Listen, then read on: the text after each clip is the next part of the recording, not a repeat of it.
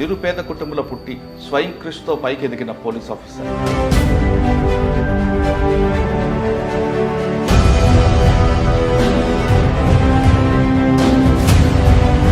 అంత నిరుపేద కుటుంబంలో పుట్టి ఈ స్థాయికి రావడానికి మీరు పడ్డ కష్టం. చిన్నప్పటి నుంచి కూడా అమ్మ నాన్న కూలి పని చేసేవాళ్ళు. కూలి పని చేసేసి నన్ను చదివించారు. నాన్న చనిపోయిన తర్వాత మళ్ళీ 1 year చదువు మానేసి మళ్ళీ కూలి పనులకు వెళ్ళాను. ఒరిజినల్ సర్టిఫికేట్స్ అన్నీ కూడా రూమ్మేటే నా దొంగతనం చేసేసాడు. ఎందుకు వాడింగ్ చేసుకుంటాడండి? అంటే నా ఐడెంటిటీని కొట్టేసి తను జాబ్ చేశాడు. కానీ మీ పెళ్లి సమయానికి మీకు ఉద్యోగం కూడా కరెక్ట్ లేదట కదా? పెళ్లి సమయానికి ఉద్యోగం లేదు. మా వైఫ్కి, అమ్మకి, తర్వాత మా పేరెంట్స్కి అందరికీ చెప్పేసి నేను జాబ్ మానేస్తాను, నాకు కొంచెం ఒక అవకాశం ఉంది, చదువుకుంటానని చెప్పేసి వాళ్ళని అడిగాను. వాళ్ళ నాన్న నాతో ఒక మాట అన్నాడు, నాకు బాగా గుర్తు. మీరు యూనిఫామ్ వేసుకున్న తర్వాత మీ మామగారికి కానీ మీ అమ్మగారు కానీ ఏమన్నారు? నా బ్రదర్ చూసి నేను యూనిఫామ్ వేసుకుని తనకు కనపడగానే ఏడ్ చేశాడు. మన ఫ్యామిలీ కూడా యూనిఫామ్ వేసుకుంటారా, దేవుడి అదృష్టం ఇచ్చాడని చెప్పేసి. మెయిన్ మీ కడప అనగానే అందరికీ రకరకాల ఊహాగాలు నడుస్తాయి. మీరు అక్కడ వెళ్ళగానే మీకు మెయిన్ ఛాలెంజ్ ఏమొచ్చింది, మీ అచీవ్మెంట్ ఏమన్నా? అమ్మ కడప పడిందా అని చెప్పేసి భయపడ్డాను. భయపడిన తర్వాత కడప వెళ్ళిన తర్వాత అక్కడ చూస్తే సార్ నిజంగా నచ్చిన కేసు చెప్పండి. అక్కడ మీ ద్వారా డిటెక్ట్ అయిన కేసు. నేను కడపలో ఉన్నప్పుడు మధ్యప్రదేశ్ దొంగలు కడపకు వచ్చారు సార్. ఒక 70-80 లక్షల పైన దొంగతనం చేసుకొని వెళ్ళిపోయారు. లైక్ కాకి సినిమా. కాకి సినిమాలో వాళ్ళు రాజస్థాన్ వెళ్తారు, మా టీం మధ్యప్రదేశ్ వెళ్తారు. అనకాపల్లి మీ కెరీర్లో ఒక పెద్ద, ఎందుకంటే ఆ ఇష్యూ ఏం జరిగింది? అది ఒక అన్ఫార్చునేట్ అండ్ అన్ఎక్స్పెక్టెడ్ ఇన్సిడెంట్స్.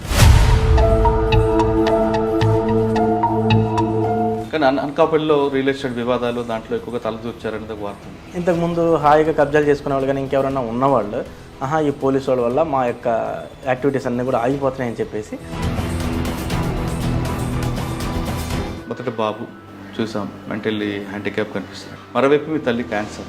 ఇటు తల్లిని కాదనక ఇటు కొడుకుని చూసుకోలేక ఇద్దరి మధ్యన ఇద్దరికి సర్వీస్ చేసుకుంటూ ఉద్యోగం ఎలా చేస్తున్నారు? మా అబ్బాయిని చూసినప్పుడు చాలా బాధ అనిపించింది.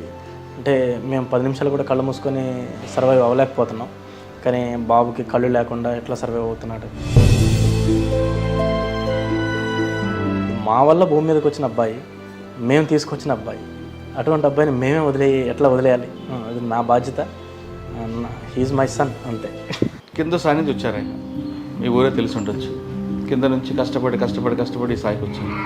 మధ్యలోనే మీ ఇద్దరి మధ్యన మీరు ముందు ఆయన చెప్పారా లేదు మీరు చెప్పారా? మీ ఇద్దరి మధ్య పరిచయం ఎక్కడ ఏర్పడింది? మా తమ్ముడు 8th క్లాస్ నాగార్జున స్కూల్ అని అక్కడ ఒక ప్రైవేట్ స్కూల్లో చదివేవాడు. తమ్ముడిని ఒకరోజు సార్ కొట్టారు. సార్ అక్కడ పార్ట్ టైంకి జాబ్ చేస్తుండేవాడు.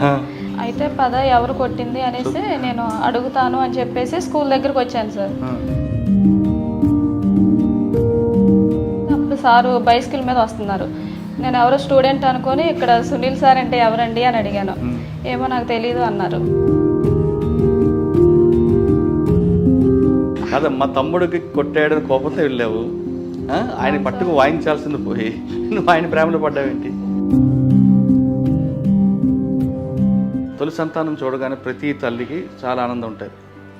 ముందు వాడితో అమ్మాని పిలిపించుకోవాలని ఉంటుంది, వాడిని చూడాలని ఉంటుంది.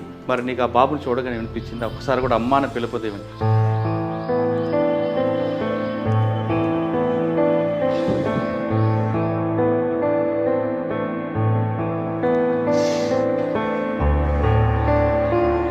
చాలామంది తల్లిదండ్రులు ఏం చేస్తున్నారంటే ఇటువంటి పిల్లల్ని హాస్టల్స్లోనో లేదంటే వదిలిపెట్టి వెళ్ళిపోతుంటారు. అటువంటి వాళ్ళకి మెసేజ్ ఇవ్వడానికి నిన్ను అడిగాను తప్ప నిన్ను ఏడిపించాలని, నీ కంట కన్నీరు చూడాలని మాత్రం కాదు. కిడ్నీలో స్టోన్స్ వచ్చినాయి సార్. 9th మంత్లో చెకప్ కోసమని హాస్పిటల్కి వెళ్ళాను. సిజేరియన్ చేయాలి, పెయిన్స్ వచ్చేస్తున్నాయి అని చెప్పేసి బాబుని సిజేరియన్ చేసేసారు. బాబు పుట్టాడు. నాకు ఎనిస్థీషియా కొంచెం లైట్గా వినిపిస్తుంది. బాబు బతకడం కష్టమే అని చెప్పేసి వాళ్ళు అంటున్నారు. బాబుని హాస్పిటల్ ఇవ్వమని చాలామంది ఫోర్స్ చేస్తున్నారు. సార్ ఏమో ఏడుస్తున్నారు, ఏం చెప్పట్లేదు సమాధానం. అందరూ మీరు చాలా ఇబ్బంది పడతారు. ఏమైంది అసలు బాబుకి అని అడిగినప్పుడు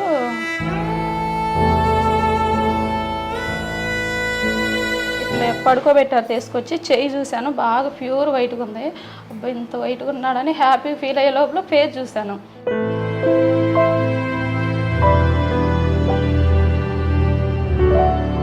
నేను అన్నాక అనాథాశ్రమంలో ఎవరు చేస్తారా బాబుని అని అడిగాను. సిస్టర్స్ అన్నారు.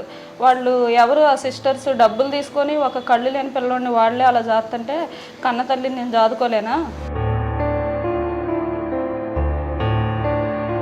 కానీ అప్పుడప్పుడు అనిపించేదా ఆడిని చూడాలి, ఆడ అమ్మ అని పిల్లాలి అని? కరెంటు పోయినప్పుడు నాకు అప్పుడు ఆ ఫీలింగ్ కలిగిద్ది. 24 hours ఇదే ఫీలింగ్లో ఉంటాడు. అసలు ఏం కనిపించదు, కలర్స్ కనిపించదు. అప్పటి నుంచి దేవుడిని నమ్మటం కూడా మానేశాను. ఎందుకు? నా బిడ్డే నాకు దేవుడు అనేసి.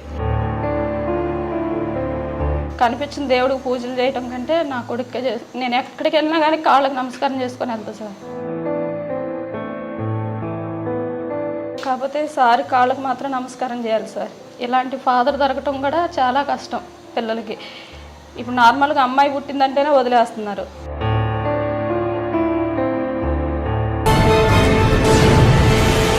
Welcome to crime diaries. ఈ వారం మన గెస్ట్ నిరుపేద కుటుంబంలో పుట్టి స్వయం కృషితో పైకి ఎదిగిన పోలీస్ ఆఫీసర్.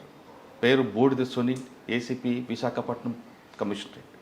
సునీల్ కుమార్ గారు ఆషామాషిగా పైకి రాలేదు. ఆయన దినసరి కూలీ కుటుంబంలో పుట్టి ఆయన కూడా దినసరి కూలీగా పనిచేస్తూ క్రమేపీ పైకి వచ్చారు. ఆయన పడ్డ కష్టం అంతా ఇంత కాదు. ఆయనకి ఆ ఊర్లోతో పాటు ఆయన ఫ్రెండ్స్ అందరూ కూడా మట్టిలో మాణిక్యం అని పేరు చెప్తారు. అంటే ఎలాంటి జీవన కష్టాలు అంటే మా సినిమా కష్టాల కన్నా మించిపోయిన కష్టాలు కనిపిస్తాయి. కానీ ఆయన పోలీస్ అవ్వాలనుకున్నారు, అయ్యారు. పోలీస్కి ముందు ఆయన కుటుంబ పోషణ కోసం చాలా చాలా పనులు చేశారు. కానీ ఎక్కడ నామోషి పడకుండా తనకన్నా చెప్పుకుంటారు. తర్వాత పోలీస్ అయిన తర్వాత ఆయన కడపలో పనిచేశారు. ప్రస్తుతం విశాఖపట్నంలో ఉన్నారు. అక్కడికి ఇక్కడికి తేడా ఏంటి, ప్రస్తుతం క్రైమ్ ఎలాగుందనే విషయాలతో పాటు ఆయన కుటుంబ నేపథ్యం అంటే తెలుసుకుందాం. సార్ నమస్తే అండి. నమస్తే సార్. బూడిద సునీల్ గారు sir, ACP CCS Visakhapatnam. Sir మీ బ్యాక్ సైడ్ చూస్తుంటే చాలామంది పోలీసు ప్రతి ఒక్కరు కూడా గ్రామీణ ప్రాంతాలు పుడతాం. నేను అక్కడి నుంచి వచ్చినోడిని, వ్యవసాయ కుటుంబం నుంచి వస్తుంటారు, కొంతమంది రకరకాల బ్యాక్గ్రౌండ్స్ వస్తారు. కానీ మీది చూస్తుంటే అసలు మనం ఊహించిన విధంగా కనిపిస్తుంటాయి. అంత నిరుపేద కుటుంబంలో పుట్టి క్రమేపీ చదువుకొని ఈ స్థాయికి రావడానికి మీరు పడ్డ కష్టంతో పాటు ఇక్కడికి వచ్చిన తర్వాత జరిగే పరిణామాలు చాలా రకరకాలు కనిపిస్తుంటాయి. బ్యాక్గ్రౌండ్ ఉన్న వాళ్ళకి ఒకలాగా ఉంటుంది, బ్యాక్గ్రౌండ్ లేని వాళ్ళకి ఒకలాగా ఉంటుంది. అటువంటి ఏమైనా ఎదుర్కొన్నారా? ఇప్పుడు ప్రస్తుతం విశాఖపట్నం క్రైమ్స్ దీంట్లో పనిచేస్తున్నప్పుడు ఎలాంటి కేసులు వస్తున్నాయి, క్రైమ్ కల్చర్ ఏ విధంగా మారుతుందో, ప్యాటర్న్ ఎలాగ మారుతుంది, ఈ ప్రశ్న సమాధానం చెప్పే ముందు మీ కుటుంబ నేపథ్యం, పోలీసు యూనిఫామ్ వేసుకోవడానికి మీరు పడ్డ కష్టం. సార్ నా పేరు సునీల్, మా నాన్నగారి పేరు కొండ, అమ్మ పేరు రాహెల్. మాది కృష్ణా డిస్టిక్ జగ్గేపేట మండలం బోదవాడ విలేజ్. చిన్నప్పటి నుంచి కూడా అమ్మ నాన్న కూలి పని చేసేవాళ్ళు. కూలి పని చేసేసి నన్ను చదివించారు. చిన్నప్పటి నుంచి కూడా యాక్టివ్గానే చదివేవాడిని. అమ్మకి నాన్నకి ఇద్దరికి కూడా బాగా ఎక్కువ నమ్మకం, నేను బాగా చదువుతానని చెప్పేసి, నా వల్ల వాళ్ళ లైఫ్లు మారుతాయని చెప్పేసి ఎప్పుడు కూడా కాన్ఫిడెంట్గా ఉండేవాళ్ళు. నేను గురుకుల పాఠశాలలో చదివాను, మచిలీపట్నం రుద్రవరం గురుకుల పాఠశాలలో చదివాను. గురుకుల పాఠశాల చదివినప్పుడు గురుకులలో మంచి ఫౌండేషన్ ఉంటుంది సార్. అంటే పిల్లలకి స్వయంగా ఎదిగేటటువంటి ఎన్విరాన్మెంట్ అనేది అక్కడ గురుకుల పాఠశాలలో ఉంటుంది. ఆ గురుకుల పాఠశాల ఫౌండేషన్ అనేది నేను సెల్ఫ్గా ఆలోచించడం కోసమైనా, కష్టపడటం కోసమైనా చాలా ఉపయోగపడింది. అక్కడ టీచర్స్ కూడా టీచర్స్గా కంటే పేరెంట్స్గా ఎక్కువ ఉంటారు. వాళ్ళు పేరెంటల్ కేర్ ఉంటుంది గురుకుల పాఠశాలలో. దాని తర్వాత వచ్చేసి ఇంటర్మీడియట్ మా జగ్గేపేటలో చదివాను. చదివిన తర్వాత అక్కడ నాన్న ఇంటర్మీడియట్ అయిపోయిన తర్వాత చనిపోవడం, నాన్న చనిపోయిన తర్వాత మళ్ళీ నేను 1 year చదువు మానేసాను సార్. 1 year చదువు మానేసి మళ్ళీ కూలి పనులకు వెళ్ళాను. కూలి పనులకు వెళ్ళినప్పుడు ఆ తర్వాత అమ్మ బాగా కష్టపడి చదివించిన తర్వాత మళ్ళీ డిగ్రీ చేశాను. డిగ్రీ చేస్తున్నప్పుడే ఒక పూట కాలేజీకి వెళ్ళేవాడిని, ఇంకొక పూట పార్ట్ టైం స్కూల్ టీచర్గా పనిచేస్తూ తర్వాత ఈవినింగ్ పూట ట్యూషన్లు చెప్పుకునేవాడిని. డిగ్రీ అయిపోయిన తర్వాత మళ్ళీ హైదరాబాద్ వెళ్ళాను. హైదరాబాద్ వెళ్ళి బ్యాంక్ దానికి సంబంధించి ప్రిపేర్ అయిన తర్వాత అక్కడ ఒరిజినల్ సర్టిఫికేట్స్ ఒక అతను తీసాడు. ఒరిజినల్ సర్టిఫికేట్స్ అన్నీ కూడా రూమ్మేటే ఫ్రెండ్ నా దొంగతనం చేసాడు. ఒరిజినల్ సర్టిఫికేట్స్ అన్నీ తీసేసి వాడింగ్ చేసుకుంటాడండి. ఆటలతో తను జాబ్ చేశాడు. అరే అంటే నా ఐడెంటిటీని కొట్టేసి తను జాబ్ చేశాడు అన్నట్టు. అక్కడ ఒరిజినల్ సర్టిఫికేట్స్ మిస్ అవ్వడం, తర్వాత నేను బ్యాంక్ ఇంటర్వ్యూకి సెలెక్ట్ అయితే నాకు ఆ ఒరిజినల్ సర్టిఫికేట్స్ టయానికి అందకపోవడం, లేకపోవడం వల్ల నేను డూప్లికేట్ సర్టిఫికేట్స్ పట్టుకొని పోవడం, వాటి వల్ల నేను బ్యాంక్ జాబ్ మిస్ అవ్వడం. ఇంకా ఆ తర్వాత వచ్చేసి సిమెంట్ ఫ్యాక్టరీలో జాయిన్ అయ్యాను. సిమెంట్ ఫ్యాక్టరీలో సిమెంట్ ఫ్యాక్టరీ ఫస్ట్ గుజరాత్లో పనిచేశాను సార్ 1 year. ఆ తర్వాత వచ్చేసి మళ్ళీ జగ్గేపేటలోనే మా ఊర్లోనే సిమెంట్ ఫ్యాక్టరీ ఉంటే అక్కడ నుంచి ఇక్కడికి ట్రాన్స్ఫర్ అయ్యాను. అక్కడ ఒక 4 years పనిచేశాను. ఆ సిమెంట్ ఫ్యాక్టరీలో పనిచేస్తున్నటువంటి టైంలోనే మ్యారేజ్ చేసుకున్నాను. మీ మ్యారేజ్ కూడా ఎర్లీ ఏజ్. అది సినిమా స్టైల్లో ఉంటుంది కదా మీరు. అంటే మీ ఇద్దరు పరిచయం అలా జరిగింది? ఇద్దరం కూడా అంటే ఫస్ట్ తను నాకు తెలుసు సార్. నేను స్కూల్లో టీచర్గా పనిచేసేటప్పుడు తను చూశాను. చూసిన తర్వాత నేను మా పేరెంట్స్కి చెప్పాను, తను వాళ్ళ పేరెంట్స్కి చెప్పింది. ఇద్దరు పేరెంట్స్ అందరూ కూడా మాట్లాడుకొని కుదిరిచ్చి చేశాను. కానీ మీ పెళ్లి సమయానికి మీకు ఉద్యోగం కూడా కరెక్ట్ లేదట కదా? అంటే సిమెంట్ ఫ్యాక్టరీలో ఉద్యోగం అంటే చిన్న ఉద్యోగం. పెళ్లి సమయానికి ఉద్యోగం లేదు. బట్ నేను బాగా చదువుతానని కంపల్సరీగా ఏదో ఒక కష్టపడి ఎలాగైనా బాగా చూసుకుంటాడని నమ్మకం అమ్మాయికి ఉండేది. Okay, super. దానివల్ల తన వాళ్ళ పేరెంట్స్ని ఒప్పించుకుంది. వాళ్ళ పేరెంట్స్ కూడా వచ్చి ఎంక్వైరీ చేసుకుంటే ఊర్లో వాళ్ళు కూడా టెస్ట్ మనీస్ కూడా ఉంటాయి సార్. ఆ టెస్ట్ మనీస్ని బట్టి వాళ్ళు కూడా డిసైడ్ అయిపోయి మ్యారేజ్ చేశారు. మ్యారేజ్ చేసిన తర్వాత 2012లో మ్యారేజ్ అయింది. 2013 ఏప్రిల్కి ఫస్ట్ బాబు పుట్టాడు. ఫస్ట్ బాబు పుట్టినప్పుడు ఆ ఫస్ట్ బాబుకి బ్లైండ్గా పుట్టాడు అనమాట. అంటే కళ్ళు ఫామ్ అవ్వలేదు, తర్వాత బ్రెయిన్ కూడా సరిగా వర్క్ అవ్వదు. అట్లా పుట్టిన తర్వాత ఇంకా అబ్బాయి పెరిగే క్రమంలో ఫైనాన్షియల్ స్ట్రగుల్స్ అనేవి చూసాను సార్. చూసినప్పుడు ఆ సిమెంట్ ఫ్యాక్టరీలోనే ఉంటే ఆ బాబుని ఫ్యూచర్లో సరిగ్గా చూసుకోలేము, తన నీడ్స్కి సరిపడా అన్నీ అందించలేమని చెప్పేసి కేవలం బాబు కోసమే మళ్ళీ ఆ సిమెంట్ ఫ్యాక్టరీ జాబు మా వైఫ్కి, అమ్మకి, తర్వాత మా పేరెంట్స్కి అందరికీ చెప్పేసి నేను జాబ్ మానేస్తాను, నాకు కొంచెం ఒక అవకాశం ఉండి చదువుకుంటానని చెప్పేసి వాళ్ళని అడిగాను. వాళ్ళు కూడా ఎక్కడ కూడా హెసిటేట్ చేయలేదు. తర్వాత వద్దు అనే మాట కూడా అనలేదు. అనకుండా వాళ్ళు కూడా నువ్వు చదువుకో బాబు అని చెప్పేసి అని మా వైఫ్ వాళ్ళ పేరెంట్స్ ఎవరైతే ఉన్నారో వాళ్ళు, అంటే అత్త మామ, మా మామయ్య బి వెంకటేశ్వర్లు అని చెప్పేసి ఆర్టీసీ డ్రైవర్గా పనిచేస్తాడు, అత్త వెంకటరామమ్మ. అక్కడ మా ఊరికి 15 kilometers దూరం ఉంటుంది వాళ్ళ ఊరు. వాళ్ళిద్దరు చెప్పారనమాట. వాళ్ళ నాన్న నాతో ఒక మాట అన్నాడు, నాకు బాగా గుర్తు. పెళ్ళైన తర్వాత నీ భార్య కానీ ఆ అమ్మాయి నీకు పెళ్ళి కాకముందు, పెళ్ళైన తర్వాత నా కూతురే, నేను చూసుకుంటాను, ఇబ్బంది లేకుండా మీరు చదువుకోండి. ఫుల్ సపోర్ట్ ఇచ్చారు, బాగా సపోర్ట్ ఇచ్చారు. చాలా మంచోడు కూడా, అంటే నేను చూసినటువంటి మంచోళ్ళలో నెంబర్ 1 మంచోడు. చాలా మంచోడు. అంటే హ్యూమన్ బీయింగ్స్లో ఇటువంటి వాళ్ళు ఉంటారా అనిపిస్తుంది ఆ మెంటాలిటీ చూస్తే. ఎప్పుడు కోపం చూడలేదు ఆయనకి. నాకు తెలిసి ఒక 10 years ఆయన బ్రతుకున్నారు. రీసెంట్గా చనిపోయారు లాస్ట్ ఇయర్. 10 yearsలో నేను ఎప్పుడు ఆయన ఫేస్లో కోపం చూడలేదు. ఆయన మంచిగా సపోర్ట్ చేశారు. సపోర్ట్ చేసేసేసి నేను 2 years ప్రిపేర్ అయినప్పుడు హైదరాబాద్లో వాళ్ళ పేరెంట్సే మా వైఫ్ని, 2 పిల్లల్ని, అప్పటికి 2వ అబ్బాయి కూడా పుట్టాడు, 2 పిల్లల్ని కూడా వాళ్ళే పెంచారు. మంచి సపోర్ట్ ఇచ్చారు. అక్కడ ప్రిపేర్ అయినప్పుడు మళ్ళీ అక్కడ హాస్పిటల్లో, అంటే నేను అక్కడ ప్రిపేర్ అవుతున్నప్పుడే మెయిన్స్ ఎగ్జామ్ రాశాను, రిజల్ట్ కూడా రాలేదు. అప్పుడు మా వైఫ్ వాళ్ళ ఫాదర్కి యాక్సిడెంట్ అయ్యి తను ఒక 48 days కోమాలో ఉన్నాడు. కోమాలో ఉంటే మళ్ళీ నేను ప్రిపరేషన్ వదిలిపెట్టేసి హాస్పిటల్కి వచ్చాను. విజయవాడ ఆంధ్ర హాస్పిటల్, గొల్లపూడి హాస్పిటల్లోనే 48 days నేను కూడా ఉన్నాను. ఉంటే ఇంకా బై గ్రేస్ ఆఫ్ గాడ్ అక్కడే నాకు మెయిన్స్ రిజల్ట్ రావడం, అక్కడ నుంచే నేను ఇంటర్వ్యూకి వెళ్ళినప్పుడు, అంటే మా ఫ్యామిలీలో ఉన్నటువంటి ఒకే ఒక గవర్నమెంట్ ఎంప్లాయ్ ఆయన, ఆర్టీసీ డ్రైవర్కి చేసేవాళ్ళు. ఆయన రికవర్ అవుతుంటే ఇంకా ఆయనకి ఒక కాలు ఒక చేయి పడిపోయింది, యాక్సిడెంట్లో పక్షవాతం టైప్ వచ్చేసింది. పడిపోయిన తర్వాత ఆయన పడిపోయిన వెంటనే దేవుడు మళ్ళీ నాకు వెంటనే జాబ్ ఇచ్చేసి ఫ్యామిలీని రికవర్ చేశాడు. ఫస్ట్ పోస్టింగ్ ఎక్కడ? First posting Kadapa sir. Okay, training అయిన తర్వాత ఫస్ట్ కడప వెళ్ళారు. కడపకు ముందు కూడా మీకు ట్రైనింగ్ ఎక్కడ తీసుకున్నారు? కడప ముందు ట్రైనింగ్ అనంతపూర్లో జరిగింది సార్. 1 year ట్రైనింగ్ అక్కడ జరిగింది. తర్వాత నెక్స్ట్ వచ్చేసి గ్రే హౌండ్స్ ట్రైనింగ్ 3 months చేసాం వైజాగ్ సిటీలోనే. నెక్స్ట్ వచ్చేసి ప్రాక్టికల్ ట్రైనింగ్లో భాగంగా నేను చిత్తూరులో పనిచేశాను సార్. నెక్స్ట్ వెస్ట్ గోదావరి చేశాను. First posting Kadapa. First posting Kadapa. Okay, మీరు చిన్న స్థాయి నుంచి ఆ స్థాయికి వచ్చారు. అంటే 1 రోజు 2 రోజులు కదా, మీరు వైకుంఠపాలిలోకి సడన్గా ఎక్కలేదు, ప్రతి స్టెప్ ఎక్కుకుంటూ వచ్చారు. మీరు యూనిఫామ్ వేసుకున్న తర్వాత మీ మామగారికి కానీ మీ అమ్మగారు కానీ ఏమన్నారు?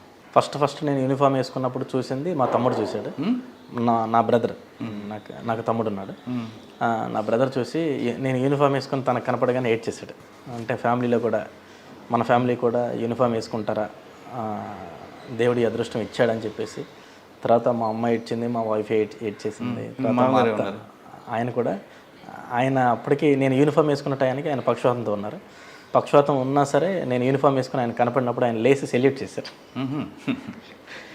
ఓకే, కానీ మీ ఊర్లో అప్పటికే మిమ్మల్ని తక్కువ అంచనా వేసి చులకన చేసే వాళ్ళందరూ ఏమన్నారండి? అంటే తక్కువ అంచనా చులకన అనేది కొంతమంది ఉన్నారు. బట్ ఏంటంటే వాళ్ళు అందరూ సైలెంట్ అయ్యారు. మేబీ వాళ్ళు కూడా ఒక రీజన్ ఏమో, వాళ్ళు చూసే చూపులు కానీ వాళ్ళ కామెంట్స్ కానీ వీళ్ళందరికీ ఆన్సర్ అనేది మనం రిజల్ట్తోనే ఇవ్వాలి కానీ ఇంకా మాటలు. ఓకే, ఫస్ట్ పోస్టింగ్ వెళ్ళేసరికి మీకు ఎస్పీ ఎవరు? ఫస్ట్ పోస్టింగ్ చేసినప్పుడు నాకు ఎస్పీ అన్బురాజన్ సార్. ఎవరండి? అన్బురాజన్ గారు. ఇప్పుడు ఉన్నారు కదా? ఇప్పుడు కూడా. అక్కడ మీకు మెయిన్ మీ కడప అనగానే అందరికీ రకరకాల ఊహాగాలు నడుస్తుంటాయి. కానీ కడపలోనే లాంగ్ టర్మ్ చేసే ఆఫీసర్ కూడా ఉన్నారు, అన్నభుజరాజు సార్ లాంటి వాళ్ళు కొంతమంది. అంటే ప్రజలు బయట అనుకున్నంతగా వాళ్ళు ఫ్యాక్షన్స్లు కాదు, బయట ఉన్న ప్రచారం వాళ్ళు జరుగుతుంటారు. మీరు అక్కడ వెళ్ళగానే మీకు మెయిన్ ఛాలెంజ్ ఏమొచ్చింది, మీ అచీవ్మెంట్ ఏముంది?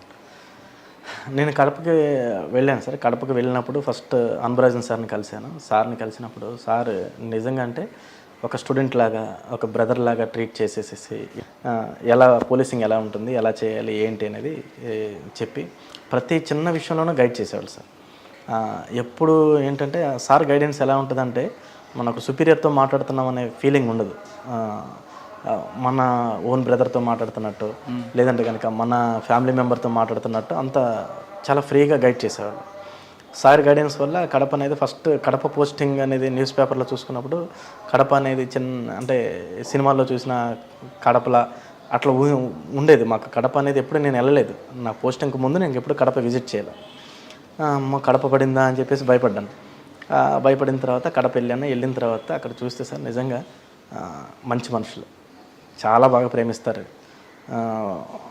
వాళ్ళ గౌరవం కానీ, మర్యాదలు కానీ, వాళ్ళ ప్రేమలు కానీ అల్టిమేట్ సార్. అంటే నాకు తెలిసి నేను ఏ ఏరియాలో చూడలేదు. ఇప్పుడు స్టేట్ అంతా కూడా దాదాపుగా అన్ని ఏరియాల్లో ఏదో రకంగా తిరిగాను, ఫ్రెండ్స్ కోసమో, పోస్టింగ్ల వల్ల ఫ్రెండ్స్ ఇట్లా తిరిగాను. కానీ కడపలో ఉన్నంత ప్రేమ అనేది నేను ఎక్కడ చూడలేదు సార్. మీకు బాగా నచ్చిన కేసు చెప్పండి, అక్కడ మీ ద్వారా డిటెక్ట్ అయిన కేసు. అంటే నేను కడపలో ఉన్నప్పుడు మధ్యప్రదేశ్ దొంగలు కడపకు వచ్చారు సార్.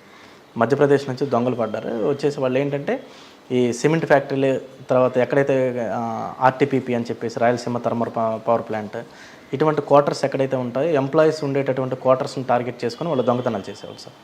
దొంగతనాలు చేస్తే వరుసగా 3 ఫ్యాక్టరీల్లో, ఒకటి ఆర్టీపీపీలో, తర్వాత జువారీలో, ఇంకొకటి వచ్చేసి వేరే ఫ్యాక్టరీలో 3 చోట్ల కూడా అదే దొంగలు వచ్చేసి దాదాపుగా ఒక 70-80 లక్షల పైన దొంగతనం చేసుకొని వెళ్ళిపోయారు. దాన్ని మేము టీమ్గా ఫామ్ అయ్యి మొత్తం ఒక 1 మంత్ ట్రై చేసి, ఆ 1 మంత్ ఒక టీంలు ఫామ్ చేసి మధ్యప్రదేశ్ నుంచి దొంగలు పట్టుకొని వచ్చేసి రికవర్ చేసాం సార్. చాలా బాగా సాటిస్ఫాక్షన్ అనిపించింది సార్. అంటే లైక్ కాకి సినిమాలో వాళ్ళు రాజస్థాన్ వెళ్తారు, మా టీం మధ్యప్రదేశ్ వెళ్ళాం. మీరు వెళ్ళారా? నేను వెళ్ళలేదు సార్, మా టీం. ఓకే, ఇంకా ఏమన్నా గుర్తుంది? కడపలో ఉన్నప్పుడు ఇంకా అంతా కూడా కేసులు అంటే నార్మల్ కేసులే ఉంటాయి సార్. అనుకున్నంత సెన్సేషనల్ కేసులు ఉండదు సార్. అంటే బయట చెప్పుకున్నంత అట్లా ఉండదు. అంటే కడపలో వెళ్ళి ఎవరైనా 1 మంత్ ఉంటే వాళ్ళు పూర్తిగా వాళ్ళ పర్సెప్షన్ అంతా మారిపోద్ది సార్. సాధారణంగా ప్రతి పోలీస్ ఆఫీస్ ఫస్ట్ పోస్టింగ్లో విజిబుల్ పోలీసింగ్ ప్రయారిటీ ఇస్తారు. అవును. Morning peak time, evening peak టైంలో పబ్లిక్లో తిరగాలని. అంటే పోలీస్ కనబడితే ఒక ధైర్యం ఉంటుంది ప్రజలకి. ఆ విధంగా మీరు తిరిగారు కడపలో? కడపలో బాగా తిరిగాను సార్. నేను ఎప్పుడు విజిబుల్ అంటే జనాల్లో ఉండడం అనేది నాకు ఎక్కువ ఇష్టం, ఆఫీస్లో కంటే కూడా. ఫస్ట్ కడపకి వెళ్ళగానే రాయల్ ఎన్ఫీల్డ్ సౌండ్ వచ్చేటటువంటి సైలెన్సర్లు ఏవైతే ఉన్నాయో, ఒక 500-600 బైకులకి అన్నిటికీ సైలెన్సర్లు పీకేసేసేసి వాళ్ళందరికీ నోటీసులు ఇచ్చేసి, అంటే దానివల్ల చిన్నపిల్లలు, హార్ట్ పేషెంట్స్ అవి డగ్గ సౌండ్ చేసుకుంటూ వెళ్ళిపోతూ ఉంటారు. అంటే అవి ఒరిజినల్ సైలెన్సర్లు కాకుండా మోడిఫైడ్ సైలెన్సర్లు పెడతారు సార్. ఆ సైలెన్సర్లన్నీ కూడా వాళ్ళకి తీసేయించి కౌన్సిలింగ్లు చేసినప్పుడు జనాలు, ముసలివాళ్ళు ఎక్కువ మంది అప్రోచ్ అయ్యారు సార్. కడప ఇప్పుడు చాలా ప్రశాంతంగా ఉంది, ఈ సౌండ్ లేకుండా ఉంది, నైట్ హ్యాపీగా నిద్రపోతున్నాం అని చెప్పేసి వచ్చి చెప్పినప్పుడు చాలా సంతోషం అనిపించింది. విజిబుల్గా బాగా తిరిగేవాళ్ళం సార్. తర్వాత ట్రాఫిక్ సెట్ చేయడం కానీ, ఆటో వాళ్ళని యూనిఫామ్లో ఏం చేసేసి ఆటోలన్నీ కూడా రోడ్డు మధ్యలో పార్కులు చేయకుండా ఏంటంటే డైలీ పోలీసింగ్ అనేది బాగా చేసేవాళ్ళం. హ్యాపీగా ఉండేది. ఓకే. జనాలు అప్రోచ్ అయినప్పుడు కూడా వాళ్ళ లవ్ అండ్ కేర్ చాలా బాగుంటుంది. తర్వాత కడపలో మీకు ఇటువంటి చేస్తున్నప్పుడు పొలిటికల్ ప్రయోజనం రాలేదా? మా వాళ్ళ బండిని ఆపద్దు అటువంటిది? కడపలో సార్, కడపలో ఉన్నటువంటి పొలిటీషియన్స్ గొప్పతనం ఏంటంటే వాళ్ళు పోలీసింగ్లో ఇన్వాల్వ్ అవ్వరు సార్ పెద్దగా. దేంట్లో అవుతారు అంటే మా విషయాలు అసలు, అంటే నాకు పోలీసింగ్ తెలుసు సార్. వాళ్ళు ఎప్పుడు కూడా పోలీసింగ్లో ఇన్వాల్వ్ అయ్యి సార్ అట్లా చేయండి ఇట్లా చేయండి అని చెప్పేసి చెప్పరు. ఆఫీసర్కి ఫ్రీడమ్ ఇస్తారు. తర్వాత కామన్ పీపుల్ ఎవరైనా వాళ్ళని అప్రోచ్ అయినప్పుడు వాళ్ళు ఒక ఫోన్ చేస్తారు, సార్ ఇట్లా ఎవరో ఇబ్బంది పడుతున్నారంటే ఒకసారి చూడండి సార్. వాళ్ళు చెప్పే ఒకే మాట, సార్ ఇట్లా ఇబ్బంది ఉందంట చూడండి అనే చెప్తారు. కానీ వీళ్ళకే చేయండి ఇటువైపే చేయండి అని నాకు ఏ రోజు ఫోన్ రాలేదు సార్. నేను 1 year చేశాను, ఏ రోజు ఫోన్ రాలేదు. కడపలో మీరు మోటివేషన్ క్లాసులు ఎందుకు తీసుకున్నారు? మోటివేషన్ క్లాసులు ఎందుకు తీసుకున్నామని అంటే సార్, ఇప్పుడు నేను పూర్ బ్యాక్గ్రౌండ్ నుంచి వచ్చాను. తర్వాత నేను చదువుకునేటప్పుడు నాకెవరు సపోర్ట్ లేక నాకు ఎట్లా చదవాలి ఏం చదవాలి ఏం తెలియక నేను దాదాపు ఒక 6 months వరకు కన్ఫ్యూజన్లో ఉండిపోయాను. అంటే అసలు కాంపిటేటివ్ ఎగ్జామ్స్ ఎట్లా ప్రిపేర్ అవ్వాలో తెలియక అకాడమిక్స్ లాగా చదివేవాడిని. అంటే నార్మల్గా ఇంటర్మీడియట్ డిగ్రీ చదివినట్టే చదివేశాను. చదివినప్పుడు అదనేది కరెక్ట్ కాదు, అట్లా చదవడం కరెక్ట్ కాదని చెప్పేసి అనిపించడం. తర్వాత కొన్నిసార్లు నేను ప్రిపేర్ అవుతున్నప్పుడు కూడా నేను ఏమైనా రాంగ్ డెసిషన్ తీసుకొని వచ్చానా, ఇట్లా ప్రిపరేషన్లో నాకు జాబ్ వస్తుందా రాదా, అసలు నేను ఇట్లా ప్రిపేర్ అవ్వడం కరెక్టేనా అని చెప్పేసి డౌట్లతో ఉండేసి కొన్నిసార్లు ప్రిపరేషన్ ఆపేద్దామని కూడా నాకు అనిపించేది. అందు గురించి అట్లా ఎవరైతే ప్రిపరేషన్ కోసం పూనుకున్న పిల్లలు ఎక్కడ కూడా ఆగకూడదు. తర్వాత ఈ జాబ్ అనేది నా లైఫ్ని ఎంత మార్చిందో నాకు తెలుసు. కాబట్టి పేద పిల్లలు ప్రిపేర్ అయ్యేటప్పుడు వాళ్ళు ఏ రీజన్ చేతనే ఆగిపోతే వాళ్ళ లైఫ్లో కూడా ఆగిపోతాయనే ఉద్దేశంతో కంపల్సరీగా పిల్లలు ప్రిపేర్ అవుతున్నారంటే నేను మ్యాక్సిమం వాళ్ళ దగ్గరికి వెళ్ళి ఎంత కొంత మాట్లాడటానికి ట్రై చేస్తాను సార్. వచ్చా అందు గురించి. ఓకే, అంటే ఈ మోటివేషన్తో పాటు ఎక్కువ సోషల్ యాక్టివిటీకి ఎక్కువ ప్రయారిటీ ఇస్తారట కదా? సోషల్ యాక్టివిటీస్ అంటే ఎక్కువగా ఇది సార్ బుక్స్. ఎందుకంటే నేను ప్రిపేర్ అయ్యేటప్పుడు బుక్స్ గురించి ఇబ్బంది పడ్డాను.